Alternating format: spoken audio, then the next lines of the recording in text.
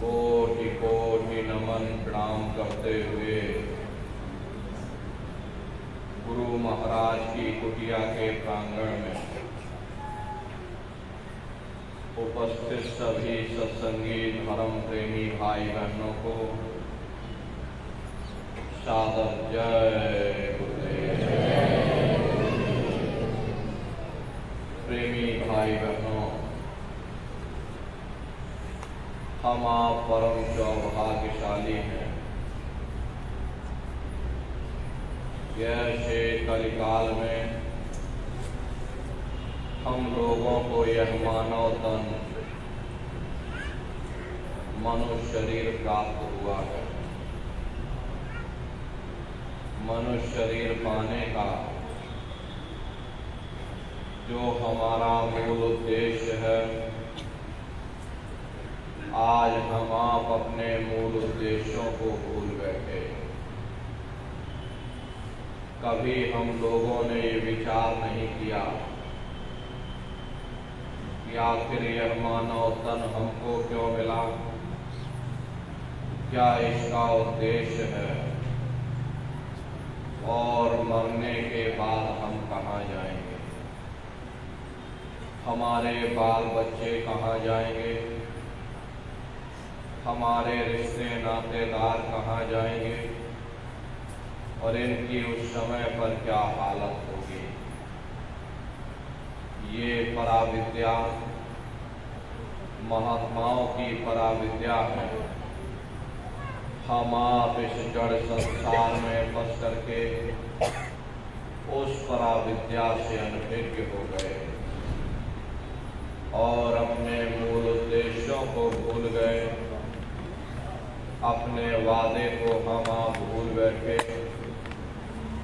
वो वादा जो हमने आपने माँ के गर्भ में किया था,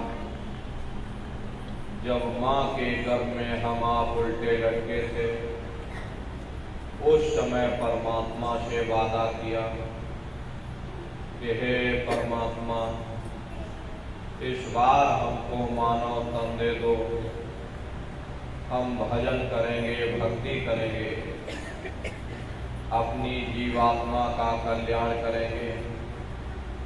लेकिन मानव तन मिलने के बाद में ना आपने भजन किया, ना भक्ति की, बस माया की छाया में फंस करके इस मिथ्या जगत को अपना मान करके हम आप इसी में गोता खा रहे हैं। हरे नर नारियों, बड़े बड़े राजे महाराजे आए, सारी जिंदगी किला बनाते बनाते गुजार दिया। आज उनके किलों को जाकर देखिए, आज खंडहर बने पड़े हुए हैं। विश्व विजेता सिकंदर भी सारी दुनिया पर राज करने का ख्वाब देखता था, वो भी मुट्ठी खोल करके चला गया। कोई क्या साथ लेकर जाएगा? जो चीज तुम्हारे साथ में जाने वाली, वह केवल परमात्मा की भक्ति है। सुरत शब्द नाम की कमाई है। सुरत शब्द नाम की कमाई करना, सब जतन दूर अब धरना। कोई दूसरा उपाय करने की जरूरत नहीं है। उस मालिक को प्राप्त करने के लिए केवल एक ही उपाय करो, अपनी सुरत को शब्द के साथ जोड़ो। क्योंकि शब्द को पकड़कर ये जीवात्मा ऊपर से नीचे आई थी, शब्द को ही पकड़ करके ये जीवात्मा अपने देश यानी सचखंड में वापस पहुंचेगी।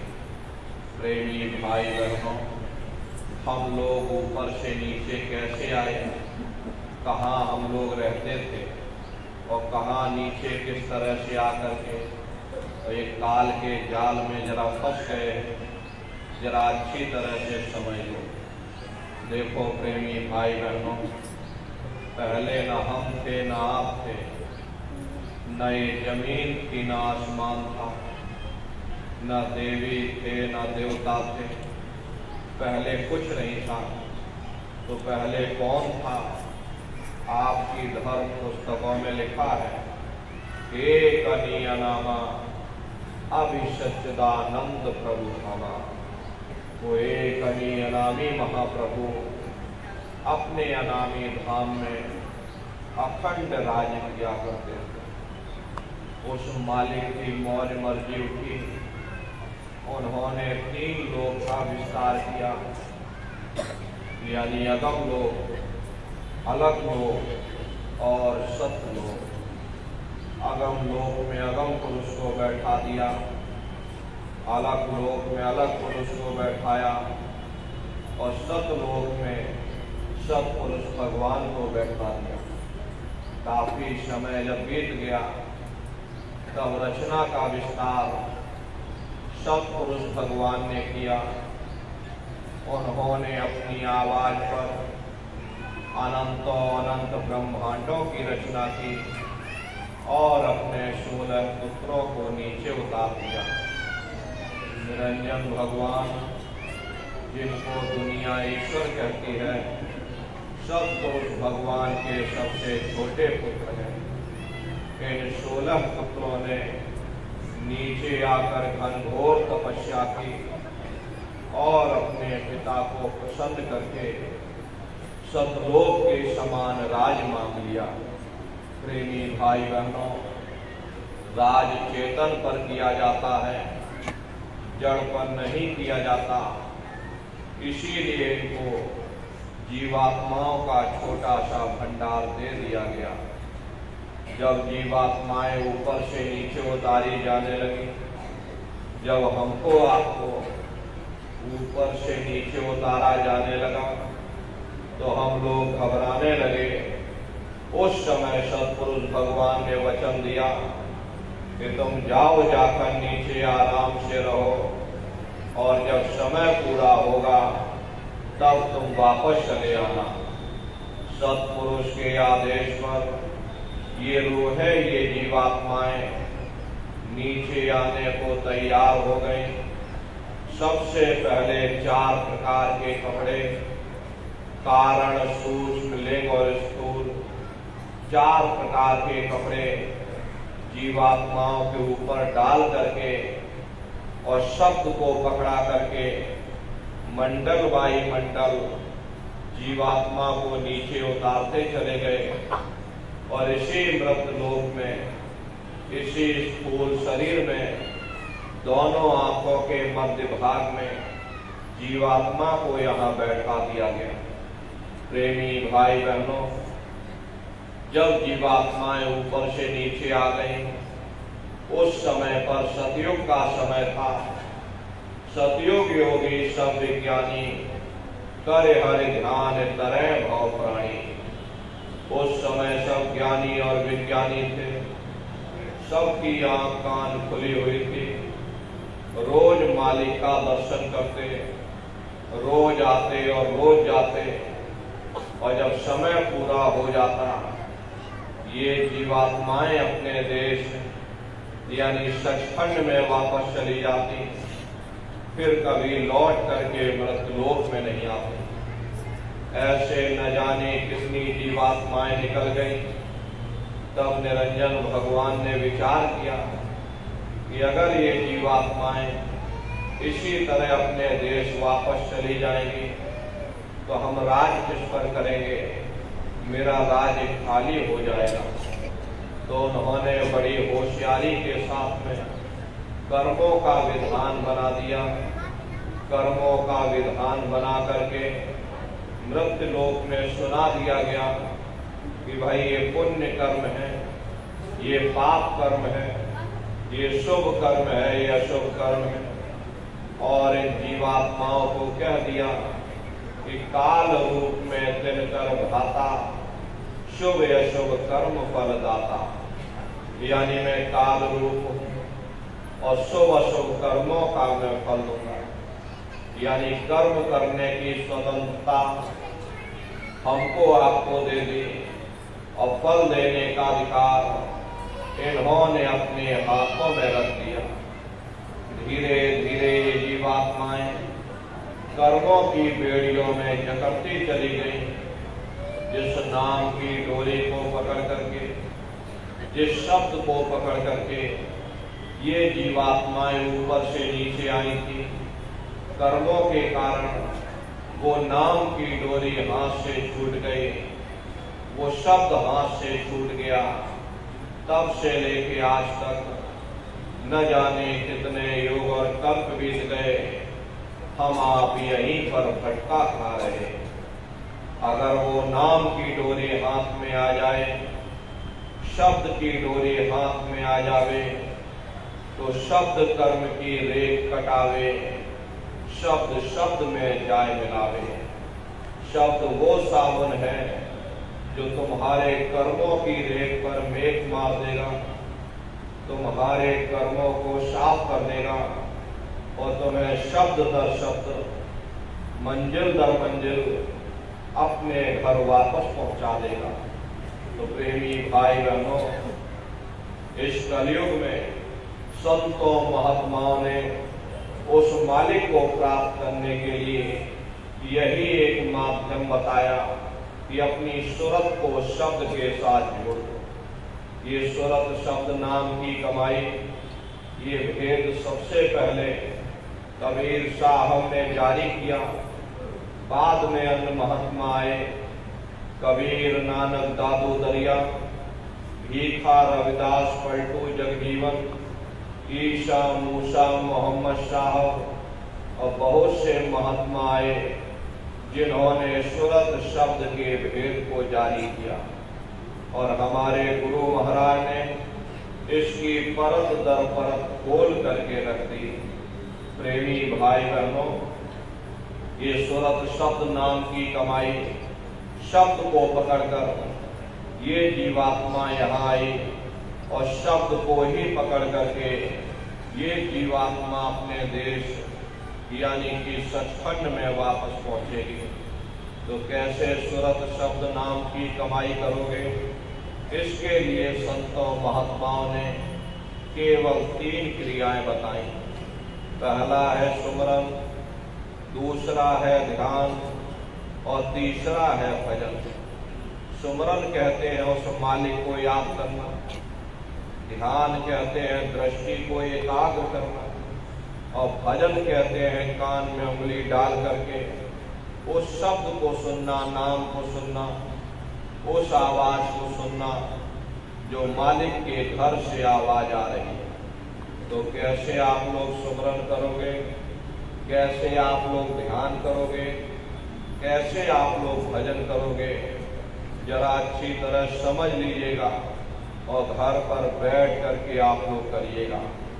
एक एक वचन को बड़े ध्यान से सुनने की जरूरत है, क्योंकि अधिकतर यह देखा जाता है जब कभी सत्संग होता है, हम लोगों को नींद आ जाती, हम लोग सो जाते, सत्संग के वचन छूट जाते, कड़ी से कड़ी टूट जाती है, फिर हम अर्थ का अनर्थ कर देते।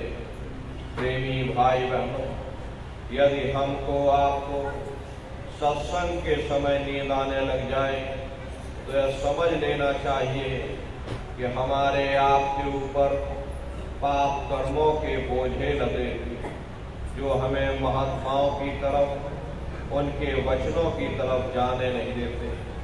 कबीर साहब ने लिखा है कि कबीर पापी भगत न भावे, हरि पूजा न सुहाए, माखी चंदन पर हरे, जहाँ विगंध तहाँ जाए। जिस प्रकार से मक्खी चंदन या कस्तूरी पर नहीं बैठती बल्कि रात दिन गंदगी में भिनभिनाती रहती, ठीक उसी प्रकार से हम मनुष्यों का हाल है। हमारे आपके खोटे पाप कर्म हमें महात्माओं की तरफ, उनके वचन वाणियों की तरफ जाने नहीं देते। अगर हम दूसरों की निंदा सुनेंगे, दूसरों की आलोचना सुनेंगे, ये मन बड़े ध्यान से सुनेगा, इस मन को बड़ा भारी आनंद आएगा पराई निंदा, चुगली, आलोचना सुनने में। फिर जल्दी से सुन करके और 4 पड़ोसियों को जा करके बताया जाए। लेकिन अगर संत मत की बात की जाए, परमार्थी वचन सुनाए जाए, तो इस मन को नींद आ जाए। प्रेमी भाई बहनों, ये हमारे आपके खोटे पाप कर्मों का नतीजा जो हम लोगों को हमारा ये मन उनके वचन वाणियों की तरफ जाने नहीं देता। इसलिए प्रेमी भाई बहनों, चेत करके एक एक वचन को ध्यान से सुनिएगा और उस पर अमल करिएगा।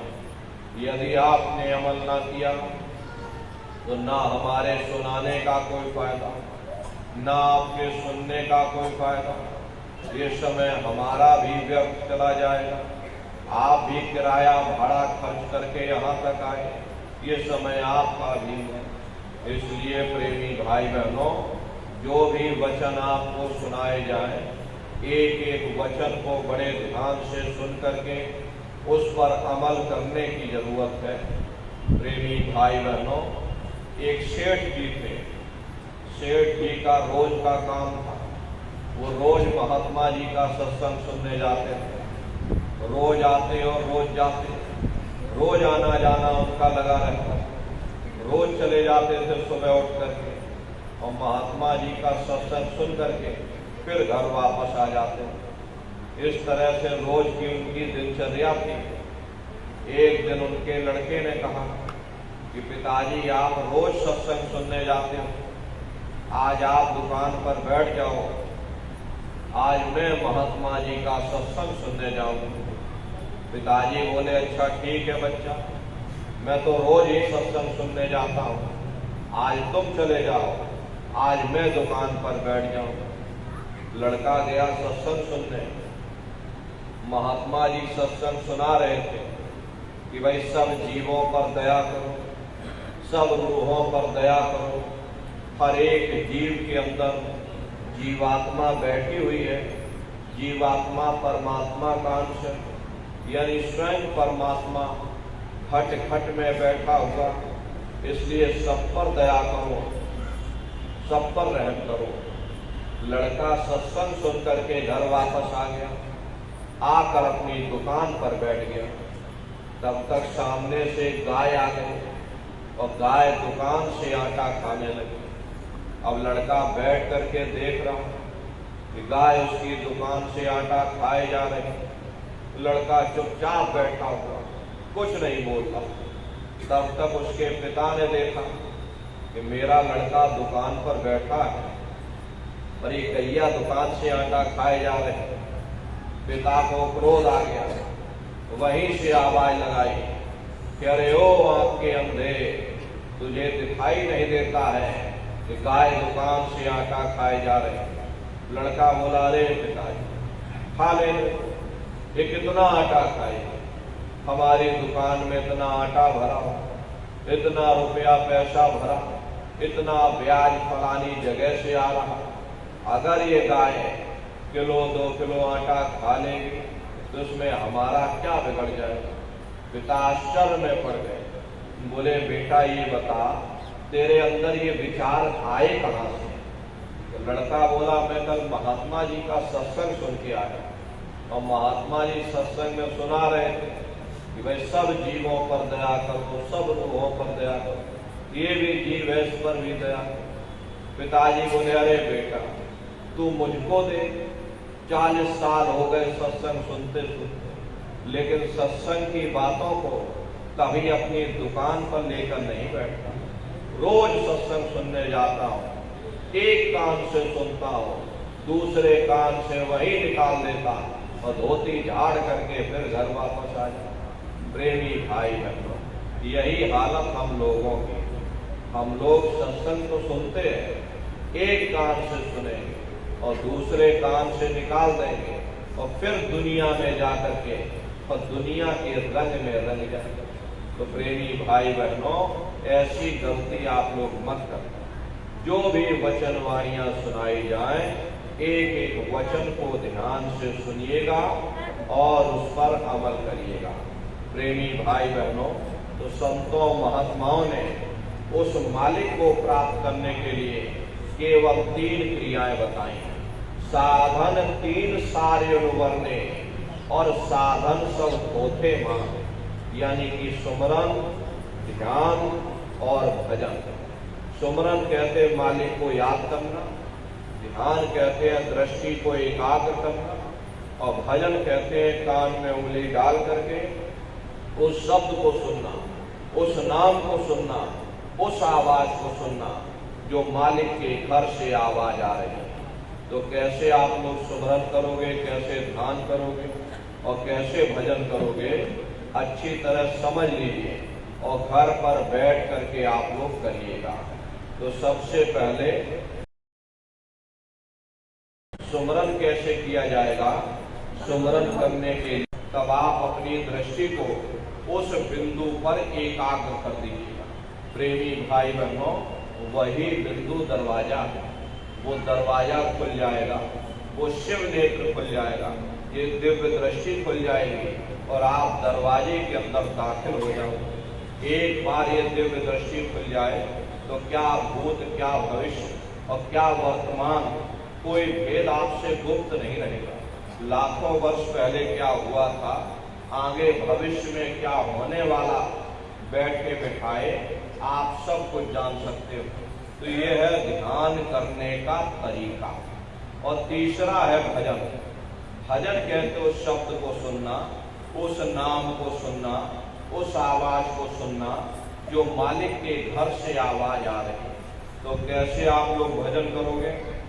अच्छी तरह से समझ लो कि दोनों उंगली कानों में डाल के ये कानों को बंद कर ले। कान इसीलिए बंद किए जाते हैं ताकि बाहर की कोई आवाज हमको सुनाई न हो। अपनी सुविधा के अनुसार बैठिएगा। कुर्सी पर चाहे कुर्सी पर बैठ जाओ, सोफे पर चाहे तो सोफे पर बैठ जाइए, या कोई कड़ा तकिया इस तरह से रख लो और दोनों कोहनी यहाँ रख करके और दोनों उंगली कानों में डाल के कानों को बंद करो। अब बहुत सी हमारी माताएं बहनें हैं, बूढ़े बुजुर्ग हैं, मान लो आपके घुटनों में दर्द होता या रीढ़ की हड्डी में दर्द होता, आप बैठ करके भजन नहीं कर पाते तो आप लेट करके भजन करो। ऐसे सीधे लेट जाओ, लेटे लेटे आंख और कान को बंद करो। मतलब तो आंख और कान को बंद करना है, चाहे लेट कर करो या चाहे बैठ करके करो। अरे यही तो कहा गया कि आंख कान मुख बंद कराओ, अनहद झिंगा शब्द सुनाओ। यानी पहले अपनी आंख को बंद करो, अपने मुख को बंद करो, दोनों उंगली कानों में डाल करके ये कानों को बंद कर लो और ऊंचे से ऊंचा ध्यान दे करके उस आवाज को सुनने की कोशिश करो। प्रेमी भाई बहनों, जब आप अपने कानों को बंद करके ऊंचा ध्यान दे करके सुनोगे तो आपको अनुभव होगा कि कहीं सीटी जैसी आवाज हमारे कानों में गूंज रही है। हर एक को सुनाई पड़ेगी कि इस तरह से सीटी जैसी आवाज शुरू में आप सभी को सुनाई पड़ेगी। करना आपको कुछ नहीं है, लेटे हो चाहे बैठे हो, आप सिर्फ उस आवाज को सुनते रहेंगे और सुनते सुनते उसी में लीन हो जाओ। जब आप उसमें लीन हो जाओगे तो कुछ समय बाद आपको अनुभव होगा कि कहीं बड़ी दूर से एक महीन आवाज, घंटे और शंख की आवाज हमारे कानों में गूंज रही है। प्रेमी भाई बहनों, जैसे मंदिरों में घंटियां बजती हैं, टन टन टन टन टन, इस तरह से घंटे और शंख की आवाज सुनाई पड़ेगी। उसी घंटे शंख की आवाज को महात्माओं ने शब्द कहा। अरे आपकी धर्म पुस्तकों में लिखा है कि पोथी पढ़ पढ़ जग हुआ, पंडित भया न कोई, 2.5 अक्षर प्रेम का पढ़े सो पंडित होए। दुनिया वाले कहते हैं कि 2.5 अक्षर का मतलब प्रेम है। प्रेम नहीं है, प्रेम में तो मात्रा लगी हुई। यहाँ पर जिस 2.5 अक्षर का वर्णन किया है वो है शब्द, सा आदा पा और ता। उसी शब्द को महात्माओं ने नाम कहा। कलयुग केवल नाम या धारा, सुमिर सुमिर नर उतर ही पारा। कलयुग में केवल नाम का आधार है। वो नाम तुम्हारे अंदर रात और दिन धुनकारे दे रहा। तो उसी घंटे शंख की आवाज को महात्माओं ने शब्द या नाम कहकर याद किया, उसी को मुसलमान फकीरों ने कलमा कहकर याद किया, उसी को ईसा मसीह साहब ने वर्ड या लाकश कहकर याद किया, उसी को गुरु नानक साहब ने धुन की वाणी अनहद वाणी कहकर के याद किया। चीन में जो महात्मा हुए उन्होंने इसको ताओ कहकर के याद किया, और हिंदू महात्माओं ने इसे देववाणी आकाशवाणी कहकर के याद किया। उन अलग अलग महात्माओं ने अपनी अपनी भाषा में हम लोगों को समझाने की कोशिश की कि भाई वो शब्द, वो नाम, वो घंटे शंख की आवाज तुम्हारे अंदर गूंज रही, वो आपको सुनाई पड़ेगी, लेकिन शुरुआती समय में वो बड़ी महीन और बारीक आवाज होगी। ऐसा मालूम होगा कि कहीं बड़ी दूर पर घंटियां बज रही, लेकिन सुनाई हरेक को पड़ेगी। जब घंटे शंख की आवाज सुनाई पड़ने लग जाए तब आप सीटी की आवाज को छोड़ देना और घंटे शंख की आवाज को पकड़ लेना, क्योंकि सीटी की आवाज सिर्फ एक माध्यम है, आपको असली आवाज तक पहुंचा देगी। और जब आपको असली आवाज मिल जाए, यानी घंटे शंख की आवाज सुनाई पड़ने लग जाए, तो आप उसको पकड़ लेना, उसको आप सुनने लग जाना। जब आप उसको सुनने लग जाओगे तो सीटी की आवाज धीरे धीरे बंद हो जाएगी और घंटे शंख की आवाज बढ़ने लगेगी। बढ़ते बढ़ते इस कदर बढ़ेगी कि आपके रोम रोम में घंटे और शंख की आवाज गूंजने लगेगी। बड़ी घनघोर आवाज होती, बड़ी मधुर वो आवाज होती। हरे प्रेमी भाई बहनों, ये जो दुनिया के संगीत आप सुनते हो, ये संगीत उसके सामने कुछ नहीं है। जब आप उस रूहानी संगीत को सुनोगे, इतना आनंद आपके ऊपर छा जाएगा, इतनी खुशी आपको होगी, ऐसा नशा आपके ऊपर चढ़ जाएगा, इतना आप उस आवाज में खो जाओगे कि आप धीरे धीरे सारी दुनिया को भूल जाओगे। यहाँ तक कि आपको अपने शरीर की भी सुध नहीं रहेगी। उस समय आपके शरीर के लाखों टुकड़े कर दिए जाएं, फिर भी आपको पता तक नहीं चलेगा, इतना आप उस आवाज में खो जाओगे, क्योंकि उस आवाज में कशिश है। वो शब्द चुंबक है, वो आपको अपनी ओर खींचेगा, और जब खिंचाव होगा तो जीवात्मा का फैला हुआ प्रकाश ये 9 द्वारों से सिमटने लगेगा। अब ये 9 द्वार कौन कौन से हैं? देखो प्रेमी भाई बहनों, अच्छी तरह से समझ लीजिए। 2 आंख, 2 कान, 2 नाक के सुराख, 1 मुंह और 2 मलमूत्र का रास्ता, ये शरीर के 9 दरवाजे हैं। सबसे पहला दरवाजा गुदा चक्र आता है। गुदा चक्र में गणेश जी वास करते हैं। गणेश जी यहाँ के मालिक हैं। ये 4 दल का कवल है। यहाँ पर पृथ्वी तत्व पाया जाता है। उसके ऊपर इंद्रिय चक्र आता है। इंद्रिय चक्र में ब्रह्मा जी वास करते हैं। ये 6 दल का कवल है। यहाँ पर जल तत्व पाया जाता है। उसके ऊपर ये नाभि चक्र आता है। नाभि चक्र में विष्णु जी वास करते हैं। ये 8 दल का कवल है। यहाँ अग्नि तत्व पाया जाता है। उसके ऊपर ये हृदय चक्र आता है। हृदय चक्र में शिव जी वास करते हैं। ये 12 दल का कवल है। यहाँ वायु तत्व पाया जाता है। प्रेमी भाई बहनों, वास तो वो ऊपरी मंडलों में करते हैं, लेकिन उनका प्रकाश, उनकी किरणें इन चक्रों पर पड़ती हैं। उसी के ऊपर एक कंठ चक्र आता है। यहाँ आद्या महाशक्ति की किरणें पड़ती हैं। ये 16 दल का कवल है। और आप सबसे ऊपर, आपकी जीवात्मा सबसे ऊपर दोनों आंखों के मध्य भाग में बैठी हुई है, जहाँ पर देवियां बिंदी लगाती हैं और पुरुष टीका लगाते हैं। ये बिंदी और टीका यहाँ इसीलिए लगाया जाता है क्योंकि यहाँ जीवात्मा बैठी है, उसका श्रृंगार किया जाता है। और कोई दूसरा कारण यहाँ बिंदी टीका लगाने का नहीं है। लगाने को यहाँ लगाओ, यहाँ लगाओ, यहाँ, लेकिन यहाँ केवल इसीलिए लगाया जाता है क्योंकि यहाँ जीवात्मा बैठी है, उसी का श्रृंगार किया जाता है। तो प्रेमी भाई बहनों, यहाँ पर बैठ करके जीवात्मा अपने प्रकाश को नीचे के चक्रों में फैलाती है। जिससे आपका शरीर चलता है, आपके पैर चलते हैं, आपके हाथ चलते हैं, ये आंख और कान, शरीर के हर एक अंग चलते हैं।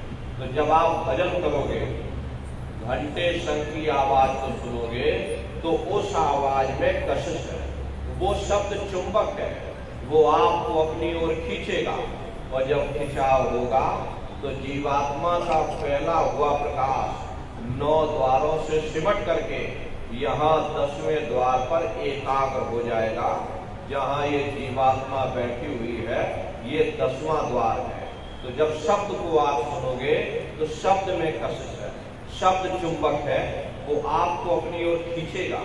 जब खिंचाव होगा तो जीवात्मा का प्रकाश सिमट करके 9 द्वारों से सिमटेगा और यही 10वें द्वार पर इकट्ठा हो जाएगा। और जैसे ही जीवात्मा का प्रकाश सिमट करके यहाँ इकट्ठा हुआ, तुरंत वो शब्द जीवात्मा को खींचकर इस शरीर से अलग कर देगी। फिर आप अपनी आंखों से देखिएगा कि हमारा शरीर ये है और हम ये खड़े। आप अपने ही शरीर से फिर अलग हो जाओगे। प्रेमी भाई बहनों, आप शरीर नहीं हो, आप एक जीवात्मा हो। ये शरीर तो सिर्फ एक माटी का पुतला है। ये शरीर जीवात्मा के रहने का एक पिंजड़ा है, एक मकान है। शरीर से जीवात्मा अलग हो जाए, ये शरीर आपका मिट्टी हो जाता है, इसको जला करके राख कर दिया जाता है। तो इस शरीर के अंदर कोई चैतन्य चीज है तो वह केवल जीवात्मा है। ज्ञान कब होगा? जब आप अपने शरीर से अलग हो जाओगे, तब आपको हकीकत का पता चलेगा। नहीं भाई, हम एक आत्मा है, हमारा शरीर एक पिंजड़ा है, एक मकान है जिसके अंदर हम रह रहे हैं। उस समय आपको हकीकत का पता चलेगा। तब फिर यही जीवात्मा उसी शब्द को पकड़ करके ब्रह्मांडों की चढ़ाई करती है।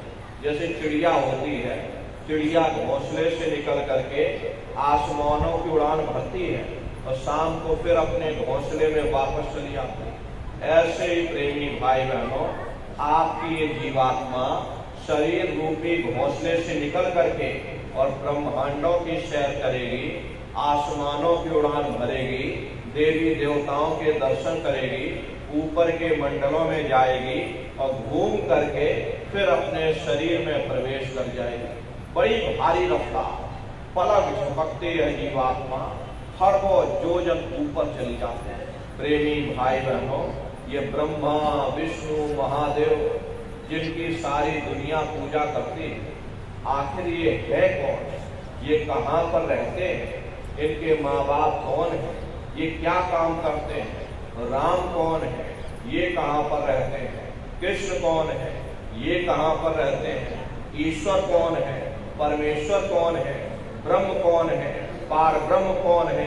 खुदा किनको कहते हैं? प्रेमी भाई बहनों, और हम लोग ऊपर से नीचे जैसे उतारे गए, किन मंडलों को पार करते हुए अपने घर वापस पहुंचेंगे, जरा संक्षिप्त में आप लोग समझ लीजिए।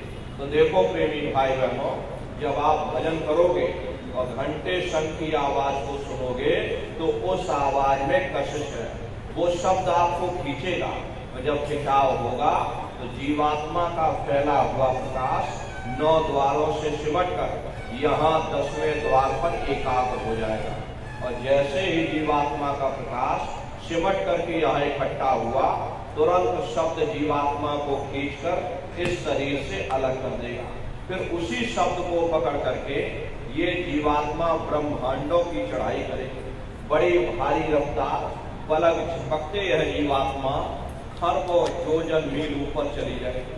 प्रेमी भाई बहनों, ये सूरज चांद सितारों को पार करने के बाद सबसे पहले जो आपको लोक मिलेगा उसे महात्माओं ने शिवलोक कहा।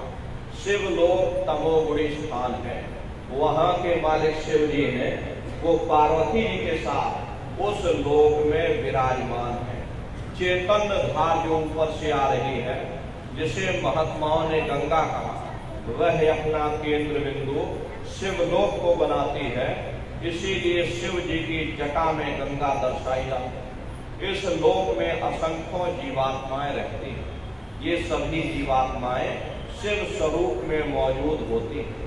जब आप भजन करोगे, घंटे शंख की आवाज को पकड़ करके, सूरज चांद सितारों को लांघ करके जब आप शिव लोक में पहुंचोगे और शिव जी का प्रत्यक्ष जब दर्शन करोगे, तो आपका स्वरूप भी शिव के समान यानी कि शिव स्वरूप हो जाएगा। जो शक्तियां शिव जी को प्राप्त होती हैं, वही शक्तियां आपको भी प्राप्त हो जाएंगी। प्रेमी भाई बहनों, शिव जी की शक्तियां प्राप्त कर लेने के बाद साधक के मन में बड़ा भारी गुमान पैदा हो जाता है। उन शक्तियों को प्राप्त कर लेने के बाद में साधक के अंदर अहंकार पैदा हो जाता है। साधक का मन करने लगता है कि किसी को आशीर्वाद दे दिया जाए और किसी को श्राप दे दिया जाए। प्रेमी भाई बहनों, यदि उस समय पर साधक किसी को आशीर्वाद देने में लग जाएगा या किसी को श्राप देने में लग जाएगा, तो हालांकि उसका आशीर्वाद और उसका श्राप फलीभूत हो जाएगा, लेकिन प्रेमी भाई बहनों, जो शक्तियां उसको प्राप्त हुई हैं, वो शक्तियां क्षीण हो जाएंगी, कम पड़ जाएंगी, फिर ये साधक ऊपर नहीं चढ़ पाएगा। इसीलिए गुरु साथ में रहते हैं और गुरु साधक की शक्तियों का दुरुपयोग नहीं होने देते। तो शिव जी का दर्शन करने के बाद में फिर यही जीवात्मा घंटे शंख की आवाज को पकड़ करके फिर ऊपर की ओर चढ़ेगी। उसी के ऊपर आपको ब्रह्मा जी का लोक मिलेगा। ब्रह्मा जी का लोक वो रजोगुणी स्थान है। वहां के मालिक ब्रह्मा जी हैं। वो गायत्री, सावित्री और सरस्वती के साथ उस लोक में विराजमान है। वहां पर वेद ध्वनियां सदा उस लोक में उच्चारण होती रहती। और ब्रह्मा जी का दर्शन करने के बाद में फिर घंटे शंख की आवाज को पकड़ करके फिर आप ऊपर की ओर चढ़ोगे। घंटे शंख की आवाज को पकड़ करके रखना पड़ता। यदि आपने उस आवाज को छोड़ दिया तो सेकंड भर आपको नहीं लगेगा, पलक झपकते ही धड़ाम से आप अपने शरीर में प्रवेश कर जाओगे और इन बाहरी आंखों को खोल दोगे। फिर उतना चढ़ने के लिए फिर आपको मेहनत करनी पड़ेगी। इसीलिए उस आवाज को पकड़ करके रखना पड़ता। कभी कभी साधक उस आवाज को छोड़ भी देता, क्योंकि प्रेमी भाई बहनों, उन लोकों में पहुंच करके इतने सुंदर सुंदर दृश्य दिखाई देते हैं कि साधक का मन करने लगता है कि हम अपनी पूरी जिंदगी यही काट। ऐसे समय में साधक उन दृश्यों को देख करके इतना प्रसन्न और मंत्र मुग्ध हो जाता है कि अपने गुरु से कहने लगता है, नहीं तुम यहाँ से चले जाओ, हमको कहीं ऊपर नीचे नहीं जाना, बस हमको यही रहना। बच्चों की तरह साधक जिद करने लगता। प्रेमी भाई बहनों, इतने सुंदर सुंदर वहां दृश्य होते हैं। प्रेमी भाई बहनों, ऐसी दशा में साधक शब्द को छोड़ देता और जैसे शब्द को आपने छोड़ा वो सारे दृश्य गायब हो जाएंगे। आप अपने शरीर में प्रवेश कर जाओगे और आप अपनी बाहरी आंखों को खोल दोगे। इसीलिए शब्द को पकड़ करके रखना पड़ता। तो ब्रह्मा जी का दर्शन करने के बाद फिर उसी शब्द को पकड़कर, घंटे शंख की आवाज को पकड़कर फिर आप ऊपर की ओर चढ़ोगे। उसी के ऊपर आपको विष्णु लोक मिलेगा। विष्णु लोक सतोगुणी स्थान है। वहां के मालिक विष्णु जी हैं। उनका बड़ा मनमोहक स्वरूप है। उनकी 4 भुजाएं हैं और चारों भुजाओं में शंख, गदा, पद्म और चक्र ये सुशोभित है। और आप क्षीर सागर में लक्ष्मी जी के साथ विराजमान हैं। प्रेमी भाई बहनों, ये तीनों देवता ब्रह्मा, विष्णु, महादेव अपने अपने लोक में बैठ करके राज्य कर रहे हैं। एक रचयिता है जो हम जीवों को रचता है, एक पालनहार है जो हम जीवों को पालता है, और एक संहार करता है जो जीवों को नष्ट कर देता है। एक का काम है घड़ा बनाना, एक का काम है घड़े की सुरक्षा करना, और एक का काम है घड़े को फोड़ देना। प्रेमी भाई बहनों, इनकी जो माता है वो आद्या महाशक्ति है। ब्रह्मा, विष्णु, महादेव लोक के ऊपर वो आद्या महाशक्ति का लोक आता है।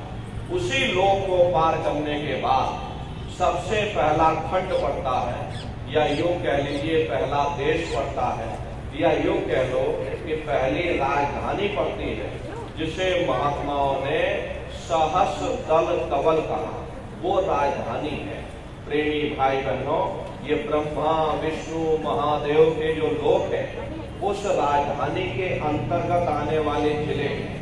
जैसे आपके उत्तर प्रदेश की राजधानी लखनऊ है और बाकी सभी जिले हैं, इसी तरह प्रेमी भाई बहनों वो सहस्र दल कवल राजधानी है। और ब्रह्मा विष्णु महादेव के जो लोग हैं, उस राजधानी के अंतर्गत आने वाले जिले हैं।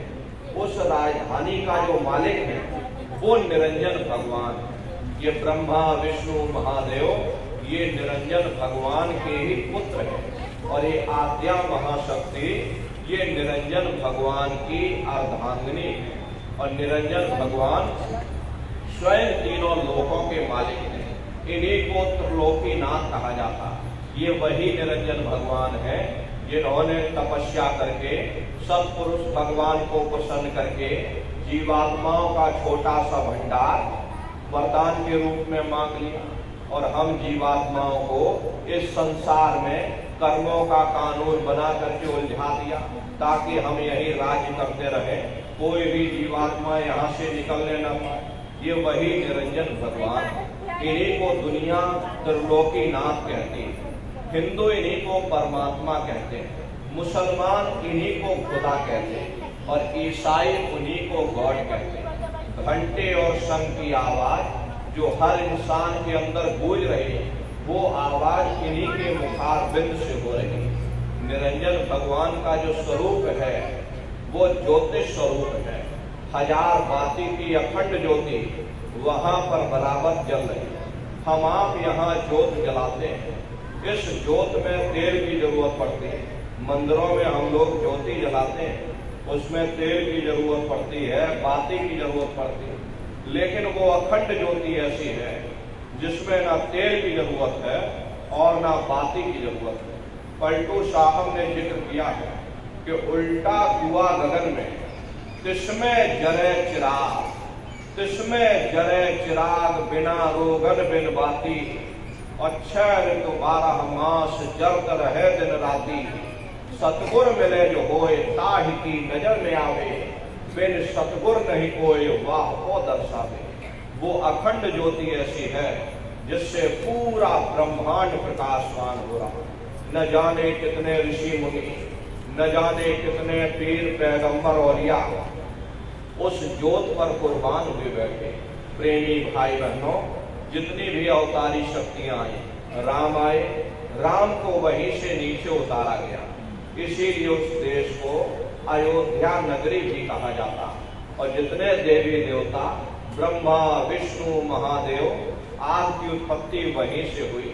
गोस्वामी जी महाराज यही राजापुर चित्रकूट धाम के गोस्वामी जी महाराज जब ये साधना करके वहां ऊपर पहुंचे, तभी उन्होंने अपनी धर्म पुस्तक में लिख दिया कि अति विचित्रता लोक अनेका, रचना अधिक एक से एका। विचित्र विचित्र भांत के लोग, एक से बढ़कर एक महल वहां पर बने हुए, जिनकी फर्श पर न जाने कितना सोना चांदी, कितने हीरे और जवाहरात जड़े हुए। प्रेमी भाई बहनों, वहां के बाग और बगीचों की सुंदरता जब साधक वहां खड़े होकर के देखता, हरे प्रेमी भाई बहनों, एक एक वृक्ष लाखों लाख योजन मील की बुलंदी रखता। एक पेड़ को देखोगे लाखों वर्ष लग जाएंगे, लेकिन एक पेड़ की लंबाई पूरी नहीं देख पाओगे। इतनी विशाल वहां की रचना है। जब साधक वहां खड़े होकर के देखता ही रह जाता, ये क्या ईश्वर की लीला है, कैसी उसकी कारीगरी, अनंत उसकी सत्ता, अनंत ही उसका प्रकाश। हरे नर नारियों, उसी आनंद को पा करके बड़े बड़े राजे महाराजाओं ने अपने राज काज पर ठोकरें मारती और जंगलों में जा करके नंगे हो करके नाचने लगे। कितनी खुशी उन साधकों को चढ़ती होगी, ये वही जान सकता है, कोई दूसरा इस चीज को नहीं समझ सकता। तो गुरु की दया और कृपा से ये जीवात्मा वहां पहुंची, वहां के धनी का दर्शन किया और फिर शब्द को पकड़ करके दूसरे मंडल के शब्द को पकड़कर ये जीवात्मा दूसरे मंडल की चढ़ाई करती है। श्याम तज श्वेत को गहना, सुरत को तान धुन सुनना, और पंख के द्वार फंस बैठो और त्रिकुटी जाए कर लेना। उसी के ऊपर दूसरा देश आता है जिसे महात्माओं ने त्रिकुटी देश कहा। वहां के जो मालिक हैं वो ब्रह्म है, वहीं से मन और माया की उत्पत्ति हुई है। वहीं से तीन गुण, रजोगुण, तमोगुण, सतोगुण, तीनों गुणों की उत्पत्ति वहीं से हुई। ये जो आपके वेद हैं, वेदों को सारी दुनिया पढ़ती है, वेदों की भी उत्पत्ति उसी स्थान से हुई। अरे महात्मा कहते हैं कि त्रिकुटी महल में विद्या सारा, घन हर गरजे बजे नगारा, और लाल वरण सूरज उजियारा। वहां पर दो धुनें, बादलों की गर्जन और मृदंग, दो धुनें उस लोक में बराबर गूंजती रहती। जैसे पहले स्थान पर घंटे और शंख की आवाज गूंजती है, ऐसे दूसरे स्थान पर बादलों की गर्जन और मृदंग, दो आवाज उस लोक में गूंजती रहती। और ओम का जाप बराबर वहां होता रहता। और ब्रह्म का जो स्वरूप है, महात्माओं ने लिखा लाल वरण सूरज उजियारा। ब्रह्म का जो स्वरूप है वो सुबह के लाल सूर्य के समान है। ये सूरज कुछ नहीं है, ऐसे लाखों लाख सूर्य इकट्ठे करोगे तो वहां का एक सूर्य बनेगा। ब्रह्म का जो स्वरूप है वो सुबह के लाल सूर्य के समान, इसीलिए वहां का पूरा ब्रह्मांड लाल। जहां तक आपकी निगाह जाएगी ब्रह्म देश में चारों तरफ आपको लाल ही लाल नजर आएगा। अरे मीराबाई जब साधना करके वहां पहुंची, तभी मीराबाई ने लिख दिया कि लाली मेरे लाल की, जित देखूं उत लाल, और लाली देखन में गई मैं भी हो गई लाल। वो पूरा ब्रह्मांड ही लाल है। तो जितने साधक वहां पहुंच जाते हैं उन सभी को योगेश्वर कहा जाता है। जैसे व्यास जी हुए, वशिष्ठ जी हुए, वाल्मीकि जी हुए, इन सब की पहुंच वहीं तक सीमित थी। इसीलिए कहा गया कि वाल्मीकि भय ब्रह्म समाना। जब इनकी जीवात्मा वहां पहुंची और जब इन्होंने ब्रह्म का दर्शन किया तो इनका स्वरूप भी ब्रह्म के समान, यानी कि ब्रह्म स्वरूप हो गया। तो जितने साधक वहां पहुंच जाते हैं उन सभी को योगेश्वर कहा जाता है। योगेश्वर भगवान श्री कृष्ण उसी देश में वास करते हैं। ये जो ब्रह्म देश है वो श्री कृष्ण भगवान का ही देश है, और श्री कृष्ण भगवान वहीं पर रहते हैं। ये जो तीन गुण हैं, रजोगुण, तमोगुण, सतोगुण, तीनों गुणों की उत्पत्ति वहीं से हुई। प्रेमी भाई बहनों, ये जन्माष्टमी कब मनाई जाती है? ये बाहर की जन्माष्टमी नहीं है जो आप लोग मनाते हो। महात्माओं ने कहा था भाई सही मायने में तुम जन्माष्टमी कब मनाओगे? जब तुम्हारी ये जीवात्मा, ये पांच तत्व, जल, पृथ्वी, अग्नि, वायु, आकाश, पांच तत्व और तीन गुण, रजोगुण, तमोगुण, सतोगुण, पांच तत्व और तीन गुणों से परे होकर के ब्रह्म देश में पहुंच करके जब कृष्ण भगवान का वहां दर्शन कर लेगी तब सही मायने में जन्म अष्टमी मनाई जाएगी। प्रेमी भाई बहनों, वहां कृष्ण भगवान का दर्शन करने के बाद फिर यही जीवात्मा तीसरे मंडल के शब्द को पकड़ करके तीसरे मंडल की चढ़ाई करेगी। आगे पहुंची सुन गंगा, ररंकार धुन सुनी पुकार, आगे श्वेत शून्य है भाई, मान सरोवर पैठ नहाई। इसी के ऊपर तीसरा देश आता है जिसे महात्माओं ने शून्य देश कहा। उसी को रारंग देश कहा जाता, उसी को अक्षर और नेति कहा जाता। वहां के जो मालिक हैं वो रारंग पुरुष यानी कि पार ब्रह्म पुरुष है। वहां किंगरी और सारंगी दो धुनें उस लोक में बराबर गूंजती रहती है। और पार ब्रह्म पुरुष का जो स्वरूप है वो पूर्णमासी के चंद्रमा के समान बड़ा ही मनमोहक स्वरूप है। इसी स्थान पर प्रेमी भाई बहनों एक बहुत बड़ा अमृत का सरोवर बना है जिसे महात्माओं ने मान सरोवर कहा। वो मान सरोवर कितना लंबा, कितना चौड़ा, कितनी उसकी गहराई है, आज तक उसकी कोई था नहीं लगा पाया। महात्माओं ने सिर्फ इशारों में बता दिया इस संसार में जो समुद्र है ऐसे अरबों खरबों समुद्र उस मान सरोवर में डाल दिए जाएं तो उसकी एक बूंद के बराबर नहीं। जब महात्माओं ने उसको देखा तो हम जीवों को यहाँ पर समझाने के लिए किसी ने उसका नाम गंगा रख दिया, किसी ने उसका नाम यमुना रख दिया, गुरु नानक साहब ने अमृतसर रख दिया। जब तुम्हारी ये जीवात्मा उस अमृत के सरोवर में स्नान करेगी तो जन्म जन्मांतरों के मैले पाप कर्म साफ हो जाएंगे। हरे प्रेमी भाई बहनों, यहाँ के पानी से तुम्हारे कर्मों की सफाई नहीं होने वाली। ये बाहर का पानी आपके शरीर के मैल को धो सकता, लेकिन जो पापों का मैल है, जो अंतःकरण में गंदगी जमा, वो जब साफ होगी जब आप तीसरे मंडल पर पहुंच करके उस गंगा में डुबकी लगाओगे। उसमें स्नान करने के बाद ये जीवात्मा हंस रूप हो जाती है। हंसन मिले हंसा हो जाए, मिले जो अमी आहारा। जीवात्मा का खुद का प्रकाश उस अमृत के सरोवर में स्नान करने के बाद 16 सूर्य के बराबर हो जाए। तब फिर यही जीवात्मा चौथे मंडल के शब्द को पकड़ करके चौथे मंडल की चढ़ाई करती है। 2 पर्वत के संग निहारो, भंवर गुफा के संग पुकारो। 2 पर्वतों को पार करने के बाद वो बड़ा सुंदर देश आता है जिसे महात्माओं ने भंवर गुफा कहा। वहाँ के जो मालिक हैं वो सोहंग पुरुष है। वहाँ बंसी यानी मुरली की मधुर ध्वनियां सदा उस लोक में उच्चारण होती रहती। और सोहंग पुरुष का जो स्वरूप है वो दोपहर के सूर्य के समान महाप्रकाशवान स्वरूप है। स्वरूप में अंतर है। पहले स्थान पर निरंजन भगवान का जो स्वरूप था वो ज्योतिष स्वरूप था। दूसरे स्थान पर ब्रह्म का जो स्वरूप है वो सुबह के लाल सूर्य के समान है। तीसरे स्थान पर पार ब्रह्म का जो स्वरूप है वो पूर्णमासी के चंद्रमा के समान है। चौथे स्थान पर सोहंग पुरुष का जो स्वरूप है वो दोपहर के सूर्य के समान महाप्रकाशवान स्वरूप है। प्रेमी भाई बहनों, इतनी भारी वहाँ खुशबू है।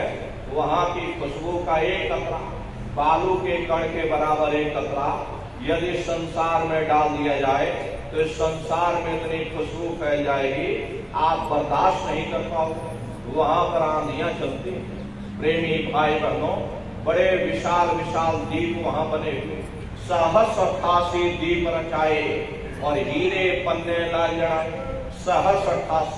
88,000 दीपों की रचना की गई जिसके अंदर ये जीवात्माएं रहती। इतने विशाल विशाल वहाँ के एक एक दीप हैं।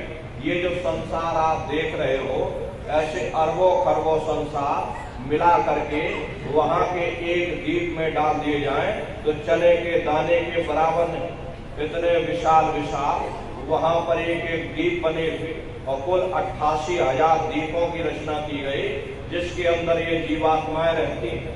वहाँ के धनी का दर्शन करने के बाद ताके परे धाम सतनामा और 3 बजे सतलोक ठिकाना।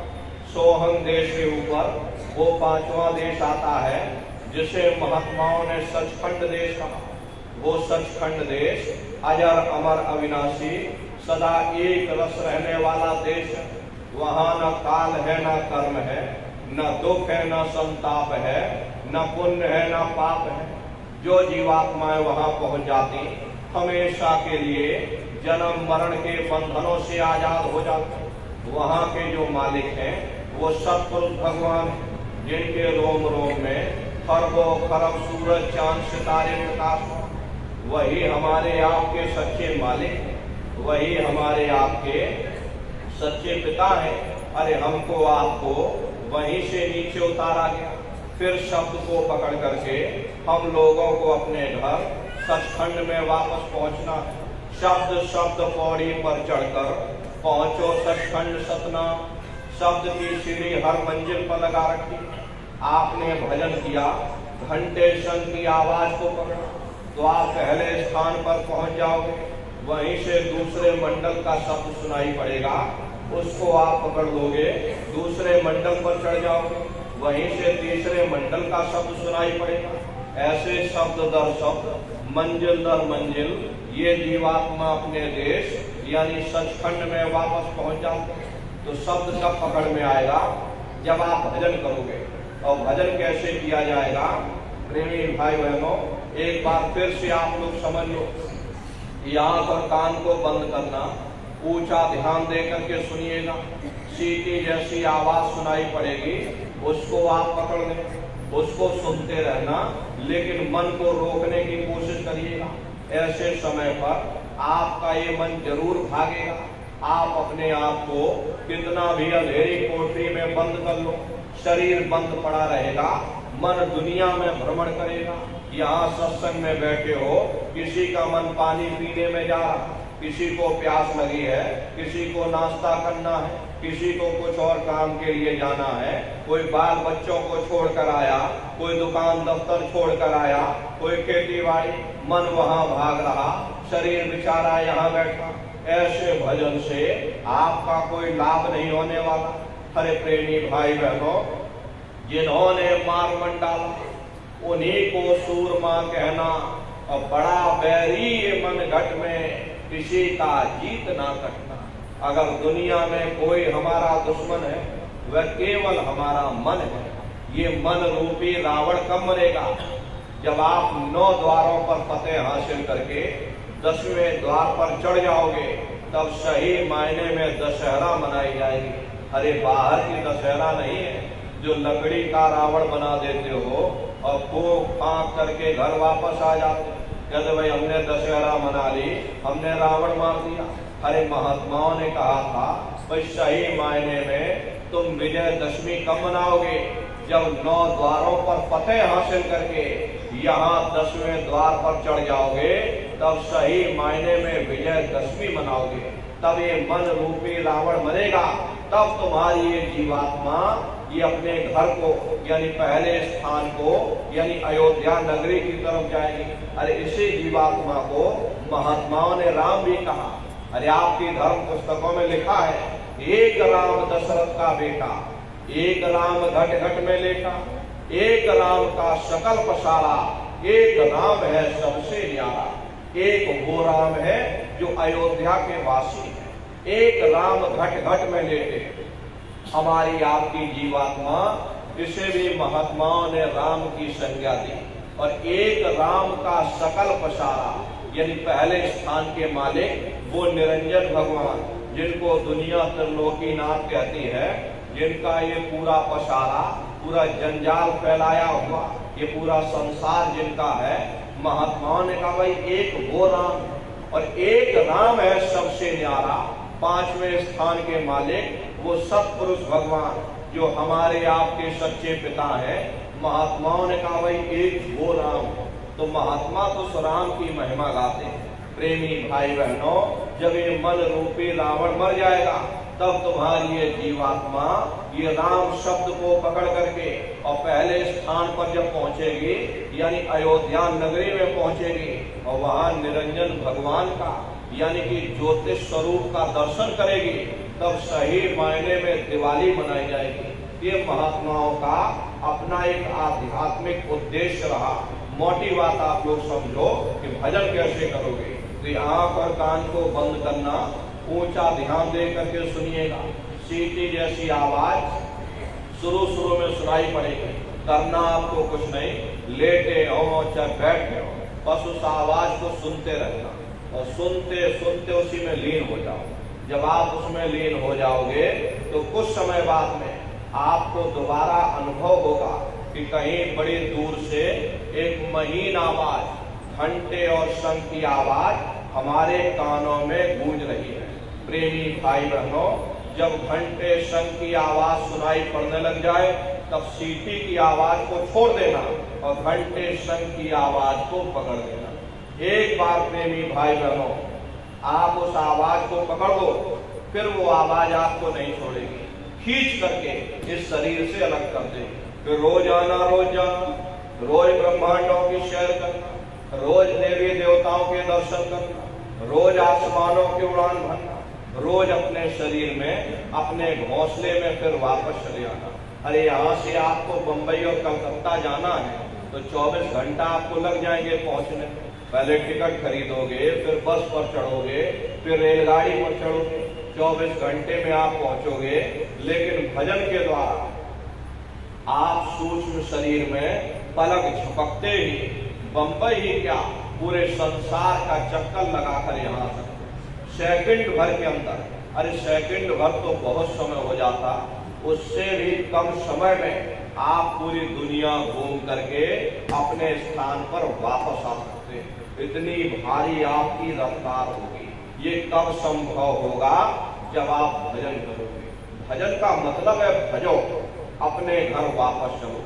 तो ये भजन करने का तरीका, सुमरन, ध्यान और भजन नित्य नियम से आप लोग करिएगा।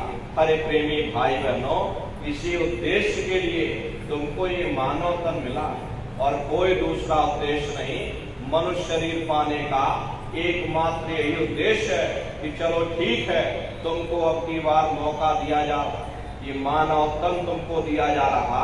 तुम समय रहते हुए अपनी जीवात्मा के कल्याण के लिए थोड़ा बहुत विचार करो, वरना ये समय निकलता चला जाता। अरे हम लोग कहते हैं कि भाई हमारी उम्र बढ़ रही, आपकी उम्र बढ़ नहीं रही, आपकी उम्र दिन प्रतिदिन घटती चली जा रही। ये चंद श्वासों की पूंजी जो आपको मिली हुई, ये दिन प्रतिदिन कम होती चली जा रही। एक समय ऐसा आएगा, ये बुलबुला फूट जाएगा। उस समय प्रेमी भाई बहनों बड़ा भारी कष्ट होगा, मामूली पीड़ा नहीं होती। मौत के समय में घनघोर पीड़ा होती है। सहजो बाई ने लिखा है, सहजो मौत आइया, अंग अंग दिया तोड़, और हिया जरे छाती फटे, उठे वीर घनघोर। गुरु महाराज सत्संग में कहते थे कि जैसे 1 लाख बिच्छू एक साथ हमारी जिस्म पर डंक मारे, उससे भी लाखों करोड़ों गुना ज्यादा मौत के समय में दर्द होता है। जब मृत्यु आती है तो किस तरह से प्राण निकलते हैं, प्राणों की निकलने की क्या प्रक्रिया होती है, जरा उसे भी आप लोग समझ लीजिए। देखो प्रेमी भाई बहनों, जैसे संसार में महाप्रलय आती है, महाप्रलय के समय क्या होता, सबसे पहले पूरी पृथ्वी ढह जाती है। ये पृथ्वी पानी में घुल करके और पानी बन जाती है। मानो सृष्टि की प्रलय एक बड़ी कयामत है और शरीर की प्रलय एक छोटी कयामत है। तो जैसे ही मौत आएगी, सबसे पहले गुदा चक्र टूटेगा, सिमटत भास श्वास उठ जावे, प्राण पति जब सिमट समावे। उस समय श्वासें रुक जाएंगी, शरीर की चेतना सिमटने लगेगी। तो उस समय प्रेमी भाई बहनों सबसे पहले गुदा चक्र ही टूटेगा, क्योंकि गुदा चक्र में पृथ्वी का वास होता है। गुदा चक्र टूट करके ऊपर इंद्रिय चक्र में समा जाएगा। इंद्रिय चक्र में जल का वास होता, यानी जल ने पृथ्वी को घोल दिया। फिर जब इंद्रिय चक्र टूटेगा, यहाँ नाभि चक्र में समा जाएगा। नाभि चक्र में अग्नि का वास होता, यानी अग्नि ने फिर जल को सुखा दिया, ये नीचे से सिमटा होगा। और फिर जब ये नाभि चक्र टूटेगा तो हृदय चक्र में समा जाएगा। हृदय चक्र में वायु का वास होता, यानी वायु ने अग्नि को फिर अपने में समाहित कर लिया और इस तरह से वायु आकाश में उड़ गई। जब यह कर्म कलाय उपजावे, बुद्धि सुरत की आम दबावे, जब यह जीवात्मा पांचों तत्वों को लान करके, जल पृथ्वी अग्नि वायु आकाश, पांचों तत्वों को लान करके ऊपर आती है, तो काल दाढ़ में आन दबानी, और जब ढरके नैनन से पानी। जब काल अपनी दाढ़ में उस समय दबाता है, नेत्रों से पानी निकलता। अरे प्रेमी भाई बहनों, इंद्रियां टूट टूट करके चकनाचूर हो जाती। प्रेमी भाई बहनों, ऊपर काल बैठा रहता, काल कहता आ जाओ जल्दी से, और जहां आवाज काल ने लगाई, प्रेमी भाई बहनों, उस समय आपकी आवाज बंद हो जाएगी। सिर्फ आपके नेत्रों से अश्रु टपकेंगे। प्रेमी भाई बहनों, ये जितने नाथ रिश्तेदार, ये कुटुंब परिवार वाले, डॉक्टर, वैद्य, हकीम सब खड़े रह जाएंगे, लेकिन आप अपनी पीड़ा को उस समय अपने मुख से बयान नहीं कर पाओगे। सिर्फ आपके नेत्रों से अश्रु टपकेंगे और यमदूत आते हैं, जीवात्मा को खींच करके 1 रात अपने घर में कोई रखने के लिए तैयार नहीं होगा। प्रेमी भाई बहनों, आपके कितने भी सगे संबंधी क्यों ना, खास नात रिश्तेदार क्यों ना हो, लेकिन कोई भी मट्टी को एक रात अपने घर में रखने को फिर तैयार नहीं होता। कहते भाई जल्दी करो, अब इनकी शक्ल देखने में हमको डर लग रहा, जल्दी से बाजार से कपड़ा खरीद के लाओ, जल्दी से लकड़ियां खरीद के लाओ, जल्दी से इनकी चिता तैयार करो और जल्दी से इनको ले जाओ और शमशान भूमि पर जला करके राख कर दो। ये जो इनके कपड़े लगते हैं, ये इनके छुए हुए कपड़े लगते हैं, ये अशुद्ध हो गए हैं, इनकी छुई हुई चीज मुझे घर में नहीं चाहिए, इसलिए इनके कपड़े लत्ते भी उठा ले जाओ, वही शमशान भूमि पर जला देना।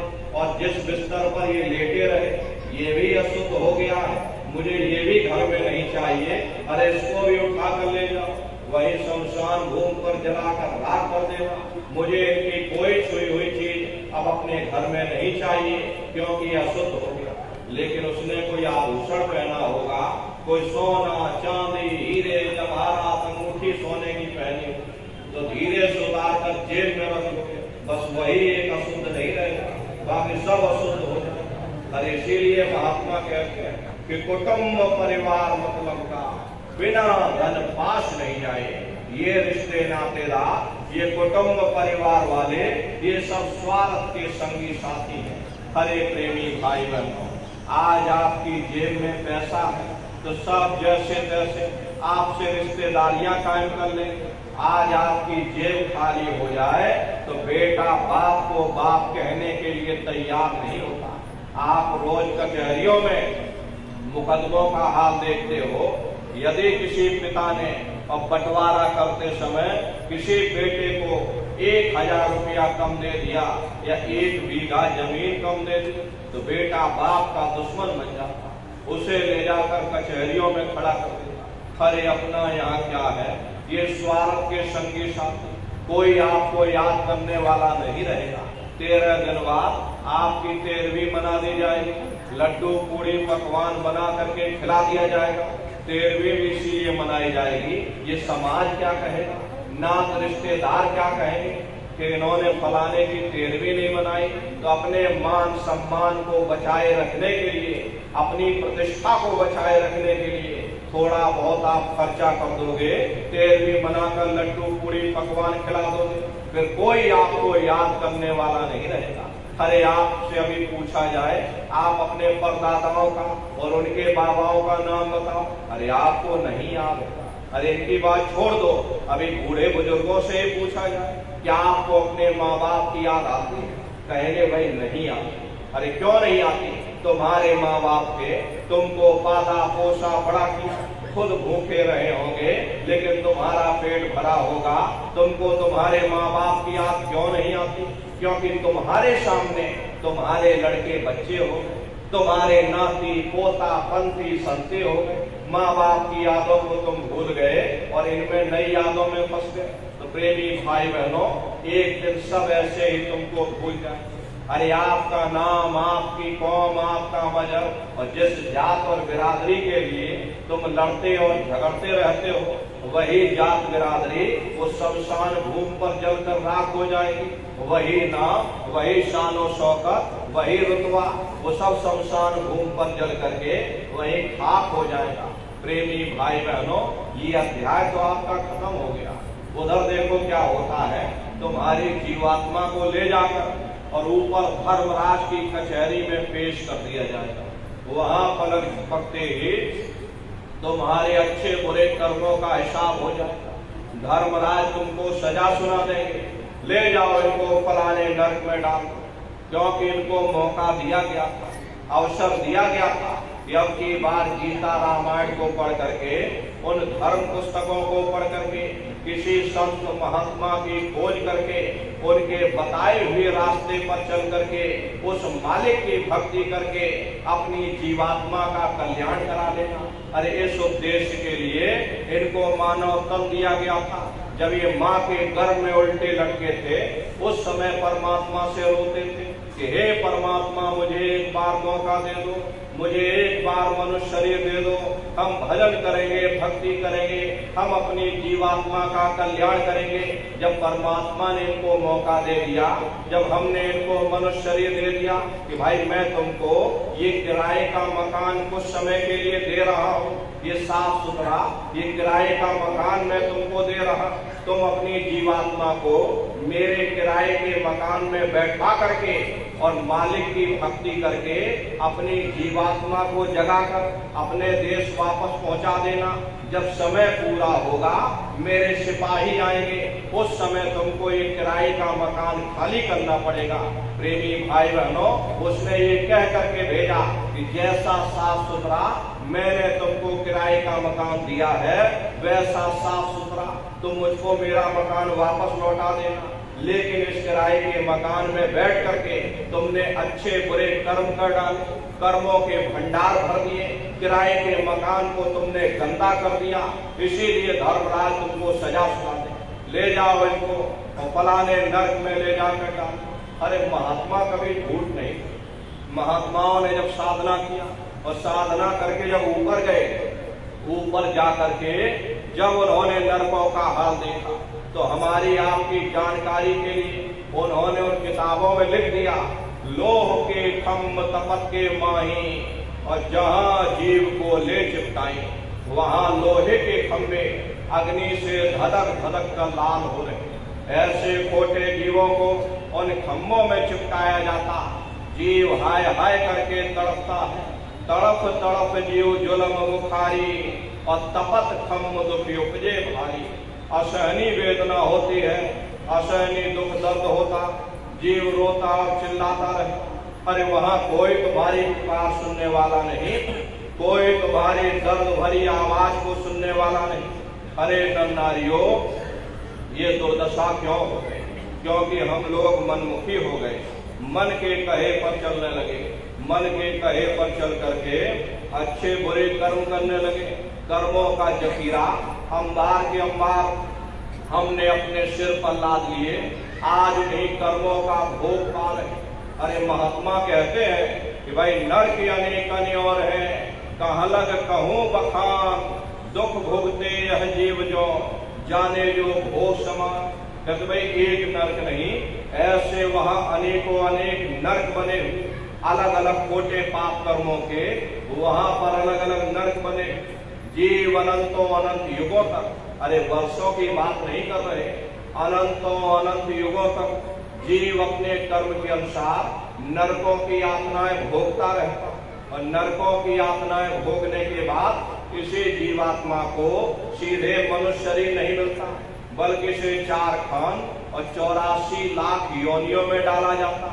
प्रेमी भाई बहनों, ये 4 खाने कोई मामूली योनियां नहीं होती। 4 खान का मतलब अंडज पिंडज उपमज स्थावर, ये 4 खाने पहली श्रेणी इन पेड़ पौधों की आती है जिनके अंदर पानी का तत्व मौजूद होता। कभी ये भी मनुष्य हुआ करते थे, लेकिन आज अपने कर्मों का भोग पा रहे, एक जगह पर खड़े हुए, ये पहले तत्व में आते हैं। और दूसरी श्रेणी कीड़े मकोड़ों की योनि आती है। प्रेमी भाई बहनों, दूसरी श्रेणी में ये कीड़े मकोड़े आते हैं जिनके अंदर पृथ्वी और अग्नि का तत्व पाया जाता है। तीसरी श्रेणी पंछियों की आती है, और चौथी चौपाए जानवरों की आती है, और 5वीं स्वयं इंसान की आती, जिसके अंदर 5 तत्व जल पृथ्वी अग्नि वायु आकाश 5 तत्व पाए जाते हैं। तो ये 4 खाने हैं, इनकी अलग अलग कुल 84 लाख योनियां बटी हुई है। अब आप पेड़ पौधों को देखो, नीम का पेड़ अलग है, ये केले का पेड़ अलग है, और नीम पीपल का पेड़ अलग है। अलग अलग प्रजातियों के कीड़े मकोड़े, अलग अलग प्रजातियों के पशु पंछी, कुल मिलाकर के 84 लाख योनियां हैं।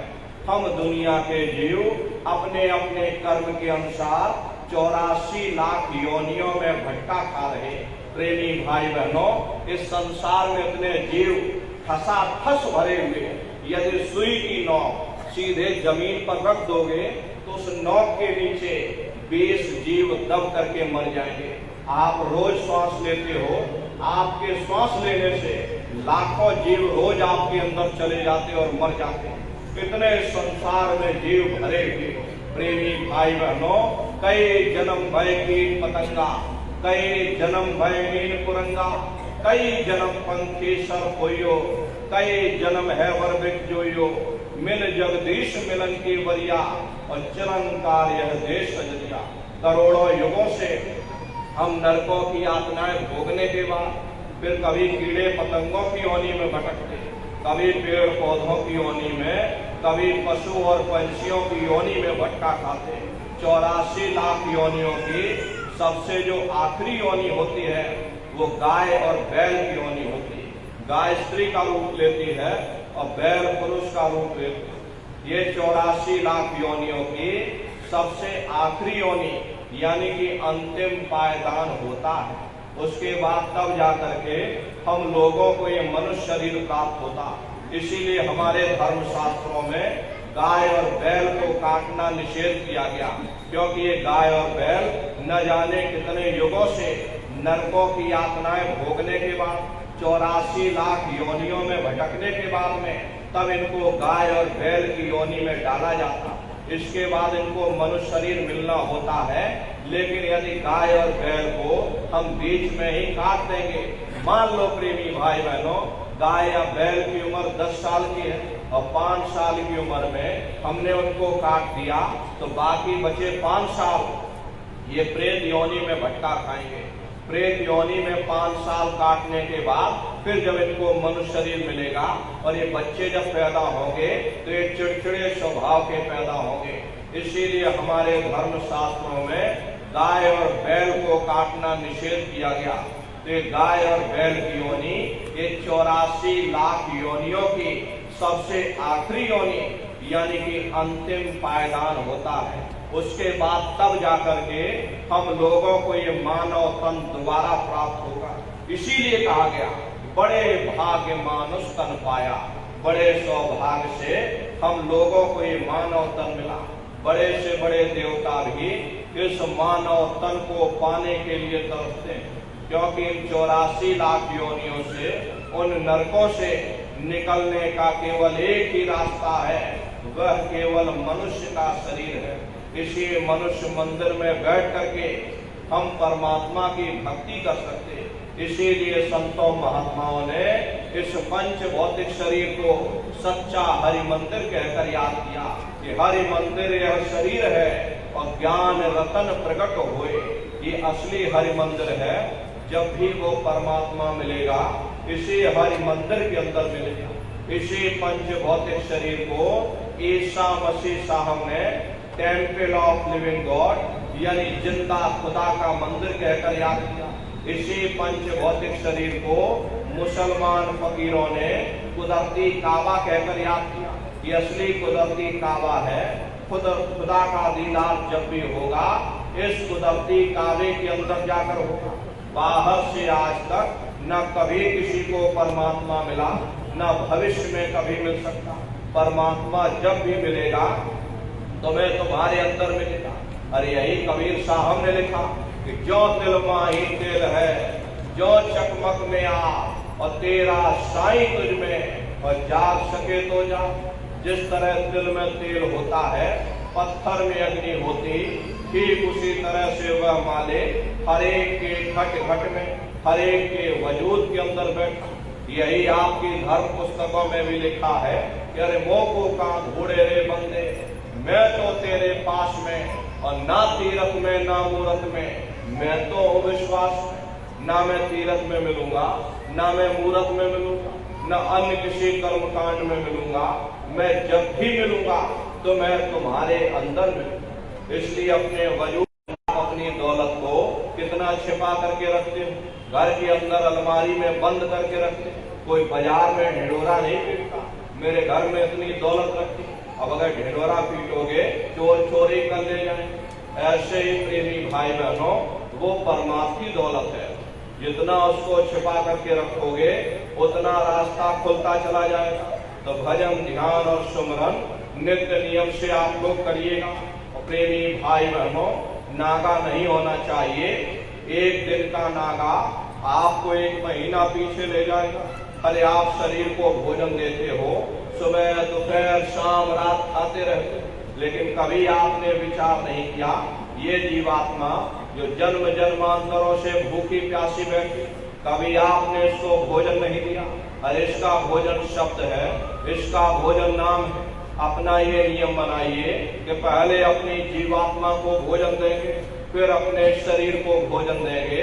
अगर ये नियम आपका बन गया, आपका लोक भी बन जाएगा, परलोक भी बन जाएगा। अरे भाई घर बार छोड़ने की जरूरत नहीं है। उस मालिक को प्राप्त करने के लिए तुम्हें घर बार छोड़ने की जरूरत नहीं है, तुम्हें बाल बच्चे छोड़ने की जरूरत नहीं, तुम्हें समाज छोड़ने की जरूरत नहीं, तुम्हें जात और बिरादरी बदलने की जरूरत नहीं। अरे प्रेमी भाई बहनों, ये जात पात के रगड़े झगड़े ये हमारे अपने नहीं है, ये सिर्फ हमारे मन की खुराफात है। प्रेमी भाई बहनों, कोई भी महात्मा ये जात पात के रगड़ों झगड़ों में नहीं पड़ता। प्रेमी भाई बहनों, परमात्मा ने सिर्फ एक इंसान बनाया था, इंसान बना करके हम लोगों को नीचे भेजा था। हम लोग यहाँ पर आकर के जात पात के रगड़ों झगड़ों में पड़ गए। परमात्मा की तरफ से कोई भेदभाव नहीं। अरे वायु सबके लिए समान है, जल सबके लिए एक समान है, प्रकाश सबके लिए एक समान। परमात्मा ने कभी कोई भेदभाव नहीं किया। ये भेदभाव, ये बखेड़ेबाजी, ये हम मनुष्यों ने यहाँ करके। लेकिन महात्मा कहते हैं कि भाई जाति पाति पूछ है नहीं कोई, हरि का भजे सो हरि का हो। लोग यहाँ जात पात बनाते बनाते मर गए। लेकिन नर नारियों, जब तुम्हारी ये जीवात्मा इस मनुष्य रूपी चोले को छोड़ करके ऊपर धर्मराज की कचहरी में पहुंचेगी, तो वहां ना तुमसे ये पूछा जाएगा कि तुम किस जाति के हो, किस कौम के हो, किस मजहब के हो, तुम हिंदू हो या मुसलमान हो, हिंदुस्तान से आए हो या तुम पाकिस्तान से आ गए हो। अरे नर नारियों, वहां तुम्हारे कर्म देखे जाएंगे, भक्ति भाव देखा जाएगा, मालिक से मिलने का प्रेम और प्यार देखा जाएगा। कोई भी महात्मा ये जात पात के रगड़ों झगड़ों में नहीं पड़ता। महात्माओं का जो उपदेश होता है वो कुल आलम के लिए होता। अगर कोई महात्मा जात पात की बात करता है, हिंदू और मुसलमान की बात करता है, कौम और मजहब की बात करता, वो महात्मा हो ही नहीं सकता। अरे प्रेमी भाई बहनों, महात्मा तो मानवता की बात करते हैं। महात्माओं के लिए एक ही जाति है, वो है मानव जाति। और महात्माओं का जो उपदेश होता है वो कुल आलम के लिए होता, सारी दुनिया के लिए होता है। इसीलिए महात्मा प्रेम से समझाते कि भाई तुम्हें उस मालिक को प्राप्त करने के लिए तुम्हें जात पात बदलने की जरूरत नहीं, तुम्हें समाज छोड़ने की जरूरत नहीं, तुम्हें जंगलों पहाड़ों में भटकने की जरूरत नहीं, तुम्हें साधु सन्यासी और बाबा बनने की जरूरत नहीं। अरे भाई अपने अपने घर परिवार में रहिए, अपने अपने बाल बच्चों के साथ रहिए, गृहस्थ आश्रम में रहिए, मेहनत ईमानदारी से काम करिए और 24 घंटे में घंटा 2 घंटा अपनी जीवात्मा के कल्याण के लिए सुरत शब्द नाम की कमाई यानी कि सुमरन ध्यान और भजन करिए। अरे नर नारियों, यही जीवन की सच्ची दौलत है। यही दौलत अंत समय में तुम्हारे काम आएगी। बाकी सब रगड़ा झगड़ा ये सब तुम्हारा यही पड़ा रह जाएगा।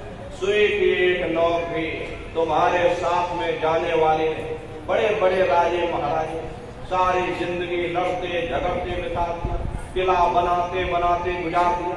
अरे आज उनके किलों को जाकर देखो, ये खंडहर बने पड़े हुए भूत लौट गए। प्रेमी भाई बहनों, विश्व विजेता सिकंदर को देखो, सारी दुनिया पर राज करने का ख्वाब देखता, सारी दुनिया में युद्ध करते करते अपना समय गवा दिया कि हम एक दिन सारी दुनिया को जीतेंगे। अंत समय में जब सिकंदर जाने लगा तो मुट्ठी खोल करके चला गया। कोई क्या साथ लेकर जाएगा? जो चीज तुम्हारे साथ में जाने वाली वो केवल परमात्मा की भक्ति है, सुरत शब्द नाम की कमाई है। इसलिए घाट पर बैठ करके नित्य सुरत शब्द नाम की कमाई यानी कि सुमरन ध्यान और भजन करिएगा। और आप सभी लोग शाकाहारी रहिएगा, क्योंकि हमारे गुरु महाराज ने शाकाहार पर विशेष जोर दिया। गुरु महाराज बराबर कहते थे ए बच्चा तुम शाकाहारी रहना, शाकाहार का प्रचार करते रहना, इसी से देश और दुनिया में भारी परिवर्तन होगा। अरे नन्नारियों, परिवर्तन कोई कानून बनाने से नहीं होता, परिवर्तन कोई आंदोलन करने से नहीं होता, परिवर्तन कोई तोड़ फोड़ करने से नहीं होता। परिवर्तन तब होता है जब लोगों के विचार बदलते हैं, लोगों की भावनाएं बदलती हैं। और विचार जब बदलेंगे जब लोगों का खान पान शुद्ध होगा। देशी कहावत है, जैसा खाए और वैसा होए मन। जब इंसान पशुप्रति भोजन करेगा उसकी बुद्धि स्वतः ही पशुओं जैसी हो जाएगी, सोच विचार उसका चिंतन स्वतः ही पशुओं जैसा हो जाएगा। फिर जिस शराब के नशे में माँ बहन बेटी की पहचान खत्म हो जाए, उस शराब को पी करके यह कैसे पता चलेगा कि क्या सही है क्या गलत है। इसीलिए प्रेमी भाई बहनों, आज हर समाज में, देश और दुनिया में कि दुनिया भर के अत्याचार और व्यभिचार फैले हुए। अरे नन्नारियों, हम लोग मंदिर बनवाते हैं, हम लोग मस्जिद बनवाते हैं, उन मंदिरों में नहा धो करके जाते हैं। कहते भाई परमात्मा के रहने की जगह हमें नहा धो करके साफ सुथरे हो करके जाना चाहिए, फूल अगरबत्ती साथ में ले जाना चाहिए। फिर ये जो हरि मंदिर है, ये पंच भौतिक शरीर जिसे महात्माओं ने हरि मंदिर कहा, इस हरि मंदिर में तुम हाड़ मांस के लोथड़े डालते हो, शराब के कतरे डालते हो, अपने बनाए हुए ईंट गारे के मंदिर की तुम कद्र करोगे और परमात्मा के बनाए हुए इस हरि मंदिर की तुम कद्र नहीं करोगे तो तुमको सख्त सजा मिलेगी। अरे महात्माओं ने लिखा है कि तिल भर मच्छी खाए के कोटि गौ दान और काशी करवट जा मरे निश्चय नरक निदान। यदि तिल भर में मच्छी खा करके फिर चाहे कोटान कोट गौओं का दान करो और काशी में जाकर के मत्था रगड़ते रगड़ते अपनी जीवन लीला को वहीं पर बिता दो, फिर भी तुमको तुम्हारे गुनाहों की सजा मिलेगी, कोई बच नहीं सकता। क्योंकि ये कर्म भूमि है, यहाँ तुम जैसे कर्म करोगे वैसा फल तुमको मिलेगा। देखिए इस कर्म भूमि पर कृष्ण भगवान तक नहीं बच पाए, उस समय बाली को छिप करके बाण मारा, वही बाली कृष्ण अवतार में और बहेरिया बन करके आ गया और कृष्ण भगवान के पैरों में यहाँ पर पद्म चमकता था और हिरण की आंख समझकर यहाँ निशाना मार दिया। और जब पास में आकर के देखा कृष्ण भगवान थे, अफसोस करने लगे, लेकिन कृष्ण भगवान ने उसको समझाया, इसमें तुम्हारा कोई दोष नहीं, उस समय पर हमने तुमको छिप करके मारा था, आज तुमने हमको मार दिया, हमारा तुम्हारा अदला बदला पूरा हो गया। कर्म प्रधान विश्व रच राखा, जो जस करे सो तस फल जाका। ये कर्मों का ऐसा देश है। अरे नरनारियों, यहाँ तुम जैसे बीज बोगे वैसी ही फसल काटोगे। देखिए कृष्ण प्रेमी भाई बहनों, धृतराष्ट्र ने कृष्ण भगवान से पूछा कि हे केशव, मैं अंधा क्यों हूँ? मुझे 100 जन्मों की खबर है, मैंने इन 100 जन्मों में कोई ऐसा कर्म नहीं किया जिससे मैं अंधा हूँ। कृष्ण भगवान ने सिर पर हाथ रखकर कहा, जरा और पीछे जाकर देखो। तो देखा तो 106 जन्म का कर्म निकला। तो प्रेमी भाई बहनों, ये कर्मों का बड़ा पेचीदा जंजाल है। बड़े बड़े ऋषि मुनि, बड़े बड़े पीर पैगंबर औलिया, बड़े बड़े देवी और देवता ये कर्मों के जाल में फंसकर धोखा खा गए। कृष्ण भगवान ने उद्धव से कहा कि हे उद्धव, ये जो तुम चीटा देख रहे हो ये कई बार इंद्र बन चुका। अरे नरनारियों, जब स्वर्गों का राजा इंद्र वह अपने कर्मों के कारण वह चीटा बन सकता, तो हम दुनिया के जीवों का क्या हाल होगा, हम लोग विचार नहीं कर पाते। इसलिए प्रेमी भाई बहनों, अपने कर्मों की तरफ ध्यान रखिएगा, क्योंकि कर्म प्रधान देश है। निरंजन भगवान ने जीवात्माओं को फंसाए रखने के लिए कर्मों का ऐसा कानून बना दिया, तुम जैसा कर्म करोगे वैसा फल तुमको मिल जाएगा। ये समझने की जरूरत है, जैसा तुम कर्म करोगे वैसा तुमको फल मिलेगा, लेकिन मुक्ति नहीं मिलेगी। कर्म अलग चीज है और मुक्ति का एक अलग विषय है। प्रेमी भाई बहनों, यदि बुरे कर्म लोहे की जंजीर है तो अच्छे कर्म सोने की बेड़ियां हैं। आध्यात्म यही कहता कि जब तक ये जीवात्मा निष्कर्म नहीं हो जाएगी उस परमात्मा को प्राप्त नहीं कर सकती। बुरे कर्म करोगे नरकों 84 में चले जाओगे, फल मिलेगा, तुम नरकों 84 में चले जाओगे। अच्छे कर्म करोगे तुम राजा महाराजा बन जाओगे, कौमों मजहबों मुल्कों की हुकूमत हासिल कर लोगे, लोहे की जंजीरें उतर जाएंगी तो सोने की बेड़ियां पड़ जाएंगी, हाथ से झाड़ू निकल जाएगी, हुकूमत की बागडोर मिल जाएगी। अरे ज्यादा से ज्यादा तुम स्वर्ग वैकुंठ में चले जाओगे। वो भी भोग योनियां हैं, एक निश्चित समय के लिए मिलती हैं। पुण्य कर्म समाप्त हो जाने के बाद फिर प्रेमी भाई बहनों आपको मृत्यु लोक में वापस भेज दिया जाएगा।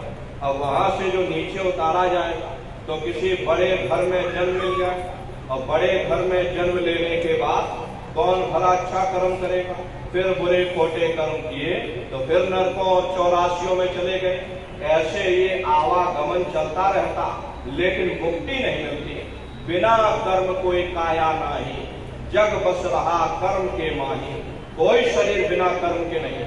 ये सूरज चांद से कर्मों का ये भूत सारे संसार के जीवों को लगा हुआ, कर्मों के वशीभूत होकर के ये मनुष्य बार बार जन्म लेता और मरता है, जन्म लेने और मरने की पीड़ा सहता है।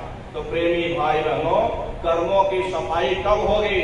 जब आप शब्द की कमाई करोगे, क्योंकि शब्द कर्म की रेख कटावे, शब्द शब्द में जाय मिलावे। शब्द वो साबुन है जो तुम्हारे कर्मों को साफ कर देगा और तुम्हें शब्द दर शब्द, मंजिल दर मंजिल अपने घर वापस पहुंचा देगा। जिस समय से तुम घंटे और शंख की आवाज को सुनना शुरू कर दोगे, उसी समय से प्रेमी भाई बहनों तुम्हारे कर्मों की सफाई होना शुरू हो जाएगी। ये दुनिया भर के दुख दर्द तकलीफें, ये दुनिया भर की रोग धोग और बीमारियां ये शरीर पर क्यों आती हैं? क्योंकि हमारे कर्मों के कारण। अगर हमारे कर्मों की सफाई हो जाए तो हम हमेशा के लिए इन दुख दर्द तकलीफों से, रोग धोग और बीमारियों से निजात यानी कि छुटकारा पा जाएंगे। तो प्रेमी भाई बहनों, ये सुरत शब्द नाम की कमाई, सुमरन ध्यान भजन आप लोग बराबर करिएगा, शाकाहारी रहिएगा। शाकाहार का प्रचार अपने अपने क्षेत्रों में आप लोग बराबर करते रहना। ये बहुत बड़ी सेवा गुरु महाराज आपको सौंप करके गए। अरे प्रेमी भाई बहनों, ये धर्म का प्रचार प्रसार है। अपने तन से धर्म के कार्य हेतु अपना अपना योगदान आप सभी लोग दीजिएगा।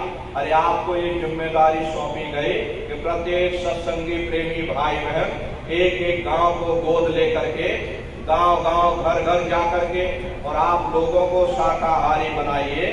गुरु महाराज के संदेशों को गांव गांव घर घर तक पहुंचाइए। नए जीवों को तैयार करके मथुरा दरबार लेकर आइए। अरे वो भी शाकाहारी हो जाएंगे, वो भी शराब पीना बंद कर देंगे, मांस मछली खाना छोड़ देंगे, भजन ध्यान सुमरन करने लग जाएंगे।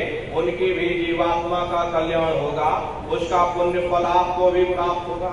अरे प्रेमी भाई बहनों, ये धर्म का प्रचार है। सतयुग कैसे आएगा? सतयुग कोई भाषण देने से नहीं आएगा। सतयुग जब आएगा जब आप कर्म करोगे, जब आप धर्म का प्रचार प्रसार करोगे। और धर्म के प्रचार प्रसार की जिम्मेदारी हम समस्त प्रेमी भाई बहनों की है, क्योंकि हम सभी लोग अपने गुरु महाराज के जलाए हुए दीपक हैं। अगर एक एक दीपक एक एक गांव में पहुंच जाएगा, ये पूरा गांव प्रकाशवान हो जाएगा, ये पूरा समाज प्रकाशवान हो जाएगा। आप इतने सत्संगी प्रेमी भाई बहन हो, हिंदुस्तान के एक एक गांव को गोद ले लोगे, गांव की संख्या कम पड़ जाएगी, लेकिन सत्संगियों की संख्या कम नहीं पड़ने वाली। तो प्रेमी भाई बहनों, इस सेवा को आप सभी लोग करिएगा, वरना प्रेमी भाई बहनों यदि आपने ये सेवा न की, इसका दोष आपके ऊपर लगेगा। क्योंकि हम लोग जान रहे हैं कि आगे गड्ढा है, फिर भी यदि मुसाफिर को बताया न जाए कि आगे गड्ढा है, जरा आप ठहर जाओ, दूसरे रास्ते से चले जाओ, क्योंकि आगे गड्ढा है। अगर हमने आपने नहीं बताया, जानते हुए भी हमने आपने न बताया, तो वो दोष हमारे आपके ऊपर लगेगा।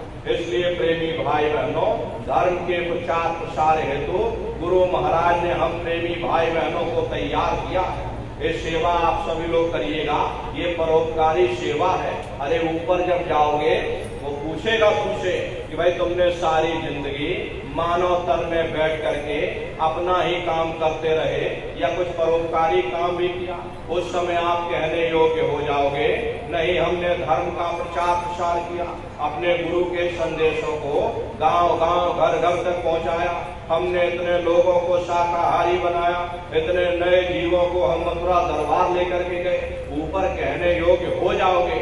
वही आपके लेखे जोखे में लिखा लिखा जाए। अरे नर नारियों, अपना तो हर कोई कर लेता, अपना पेट तो हर कोई पाल लेता है। प्रेमी भाई बहनों, कुछ परोपकारी काम भी करो। अपना पेट जानवर भी पाल लेंगे, बाल बच्चे जानवर भी पैदा कर लेंगे, लेकिन कोई ऐसी अनोखी चीज जो केवल तुम मनुष्य शरीर के द्वारा कर सकते, वो परमात्मा की भक्ति है, सुरत शब्द नाम की कमाई है और धर्म का प्रचार प्रसार है। इसलिए प्रेमी भाई बहनों, आपकी जिम्मेदारी बनती है अपने गुरु महाराज के संदेशों को गांव गांव घर घर तक पहुंचाया जाए। मीराबाई की तरह गांव गांव घर घर अपने गुरु महाराज के संदेशों को गा। अरे प्रेमी भाई बहनों, आप सभी लोग इस सेवा को करिएगा। प्रत्येक सत्संगी प्रेमी भाई बहन एक एक गांव को गोद लेकर के गांव गांव की जिम्मेदारी उठा लो कि हम इस गांव की जिम्मेदारी लेते, हम इस गांव में लोगों को शाकाहारी बनाएंगे, इस गांव में नई संगत को तैयार करेंगे। अरे प्रेमी भाई बहनों, यही तो गुरु महाराज कह करके गए थे, बच्चा गांव गांव में भजन केंद्र की स्थापना करो, गांव गांव में सत्संग होने लग जाए, गांव गांव में भजन होने लग जाए। जब गांव गांव में सत्संग होने लग जाएगा, गांव गांव के लोग जब भजन करने लग जाएंगे, जब ये गांव बदल जाएगा, ये पूरा समाज बदल जाएगा। तो प्रेमी भाई बहनों, ये जिम्मेदारी हम समस्त प्रेमी भाई बहनों की है, क्योंकि हम सभी लोग अपने गुरु महाराज के सिपाही हैं। हमारा आपका फर्ज और कर्तव्य है अपने गुरु महाराज के संदेशों को गांव गांव घर घर तक पहुंचाया जाए। इसके लिए ये सेवा आप लोगों को सौंपी गई है।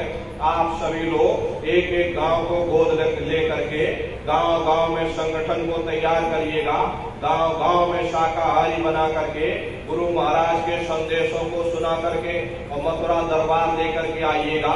वो भी भजन ध्यान सुमरन करने लग जाएंगे, उनकी भी जीवात्मा का कल्याण हो जाएगा, उसका पुण्य फल आपको भी प्राप्त होगा। तो इस सेवा को आप सभी लोग करिएगा और अपने अपने बच्चों को भी बराबर मथुरा दरबार लाते ले जाते रहो। ये सबसे बड़ी गलती आप लोगों की यही है कि खुद आते जाते रहते हो और बच्चों को नहीं लाते। कहते भाई हमारी तो चलो उम्र हो गई, हम 50 साल के हो गए, 60 साल के हो गए, अरे हमारी उम्र भजन करने की है, ये बच्चे तो अभी छोटे हैं, इनको पढ़ने लिखने दो, अभी तो इनकी उम्र पढ़ाई लिखाई की है, इनको क्या जरूरत वहां जाने की, इनको यही घर पर रहने दो, चलो हम चलते हैं मथुरा, हम नाम दान ले आएंगे, हम भजन करेंगे, इन बच्चों को यहीं पढ़ने लिखने दो। ये सबसे बड़ी गलती है। अरे प्रेमी भाई बहनों, पढ़ाई लिखाई जरूरी है। हम ये बात मानते हैं कि आज के समय में शिक्षा बहुत जरूरी है। बगैर शिक्षा के एक कदम संसार में चलना मुश्किल पड़ जाता, इसलिए शिक्षा बहुत जरूरी है। अरे हम लोगों को भी, हमको भी गुरु महाराज ने शिक्षा दिलाई, हम भी पढ़ाई लिखाई किए, बीए किए, फिर LLB करके वकील बने। तो प्रेमी भाई बहनों, ऐसा नहीं, शिक्षा बहुत जरूरी है। गुरु महाराज ने कभी ये नहीं कहा कि तुम अशिक्षित रहो, गुरु महाराज ने कहा सबको शिक्षा दिलाओ, लेकिन शिक्षा के साथ साथ अच्छे संस्कार भी डालना जरूरी है। और संस्कार कोई MA BA की डिग्री करने से नहीं पढ़ते, संस्कार कोई डिप्लोमा करने से नहीं पढ़ते। अगर MA BA की डिग्री करने से बच्चों के अंदर संस्कार पड़ जाते तो हिंदुस्तान में इतने अत्याचार और व्यभिचार न फैले होते, इतना भ्रष्टाचार न फैला होता, इतने वृद्धाश्रम न खुले होते जो आज के समय में खुले। अरे प्रेमी भाई बहनों, संस्कार पढ़ेंगे महात्माओं के वचनों से, संस्कार पढ़ेंगे सत्संग के माध्यम से। ये बच्चे देश के भविष्य हैं। एक अच्छे समाज के निर्माण के लिए बच्चों के अंदर अच्छे संस्कार डालना ये समय की मांग है। इसलिए प्रेमी भाई बहनों, अपने अपने बच्चों को बराबर मथुरा दरबार में लाते ले जाते रहना। और गुरु महाराज की दया कृपा से जब घर में तुम्हारे बच्चे हो, गुरु महाराज की कोई पुस्तक दे दो, सामूहिक रूप से परिवार के सभी लोग एक जगह इकट्ठे हो जाओ, सुबह शाम आरती प्रार्थना करो, उन बच्चों से करवाओ। चलो बच्चा तुम गुरु महाराज की प्रार्थना बोलो, बच्चे बोलेंगे तुम पीछे पीछे दोहराओ, फिर गुरु महाराज की कोई पत्रिका उनको दे दो, एक पन्ना गुरु महाराज के वचन हमको सुनाओ। अरे वो बच्चे गुरु महाराज के वचनों को सुनेंगे, अरे धीरे धीरे वो भी समझेंगे, उनके अंदर भी संस्कार पड़ेंगे। फिर बच्चों को भजन ध्यान सुमरन पर बैठाओ। अरे प्रेमी भाई बहनों, ऐसे धीरे धीरे बचपन से जब बच्चों के अंदर संस्कार डाले रहोगे तो ये संस्कार धीरे धीरे पड़ेंगे। उन बच्चों को जिले के केंद्र बिंदु पर इकट्ठा करो। सभी सत्संगी प्रेमी भाई बहन अपने अपने बच्चों को इकट्ठा करके उनको गुरु महाराज के उद्देश्यों के बारे में समझाओ, उनको संगत की सेवाओं में जोड़ो। जाओ बच्चों, तुम लोग इकट्ठे होकर के फलानी जगह पर शाकाहारी का प्रचार करके आओ। अभी छोटे छोटे बच्चे इकट्ठे होकर के जब समाज के बीच में उतरेंगे और शाकाहारी का प्रचार करेंगे, मांस खाना बुरी बात, शराब पीना बुरी बात, जब ये बच्चे वहां समाज में कहेंगे, समाज पर कितना गहरा असर पड़ेगा। तो देखो ये छोटे छोटे बच्चे हमको समझाने आए हैं कि मांस खाना बुरी बात है, शराब पीना बुरी बात, समाज पर तो असर पड़ेगा ही, और बच्चों के ऊपर भी इसका असर पड़ेगा। ये बच्चे भी विचार करेंगे कि हम ये जो बात कह रहे हैं कि नहीं शराब पीना बुरी बात है, मांस खाना बुरी बात है, हमको भी इन चीजों से, इन व्यसनों से दूर रहना चाहिए। तो प्रेमी भाई बहनों, तुम्हारे बच्चे इन व्यसनों से दूर रहेंगे तो प्रेमी भाई बहनों, इनके अंदर धीरे धीरे धीरे धीरे संस्कार पड़ेंगे। इसलिए अपने अपने बच्चों को भी बराबर मथुरा दरबार में लाते ले जाते हैं। बहुत से प्रेमी भाई बहन शिकायत करते हैं कि हमारी बातें अब हमारे बच्चे नहीं सुन रहे, वो शराब पीने लगे, उनकी गलत संगत और सोहबत हो गई। तो ये गलती आप लोगों की।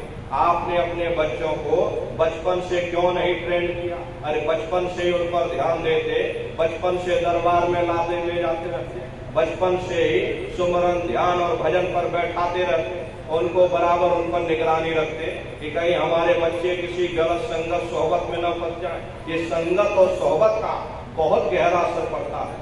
इसलिए प्रेमी भाई बहनों, उन पर निगाह रखो कि कहीं हमारे बच्चे किसी गलत संगत और सोहबत में न फंस जाए। तो प्रेमी भाई बहनों, जब बचपन से ही बच्चे को तैयार करोगे, एक अच्छे संस्कार उनके अंदर पड़ेंगे, एक अच्छे समाज का निर्माण होगा, उनका भी लोक और परलोक बनेगा, आपका बुढ़ापा भी सुख में व्यतीत होगा। इसलिए प्रेमी भाई बहनों, इन बातों का ध्यान रखिएगा और भजन ध्यान सुमरन आप सभी लोग बराबर करते रहना। प्रत्येक सत्संगी प्रेमी भाई बहन गांव गांव गोद लेकर के गांव गांव में नई संगत को तैयार करिएगा। ये जो सेवा आपको सौंपी गई, इस सेवा को आप सभी लोग करिएगा। अब इसी के साथ अब हम अपनी वाणी को विराम देते हैं।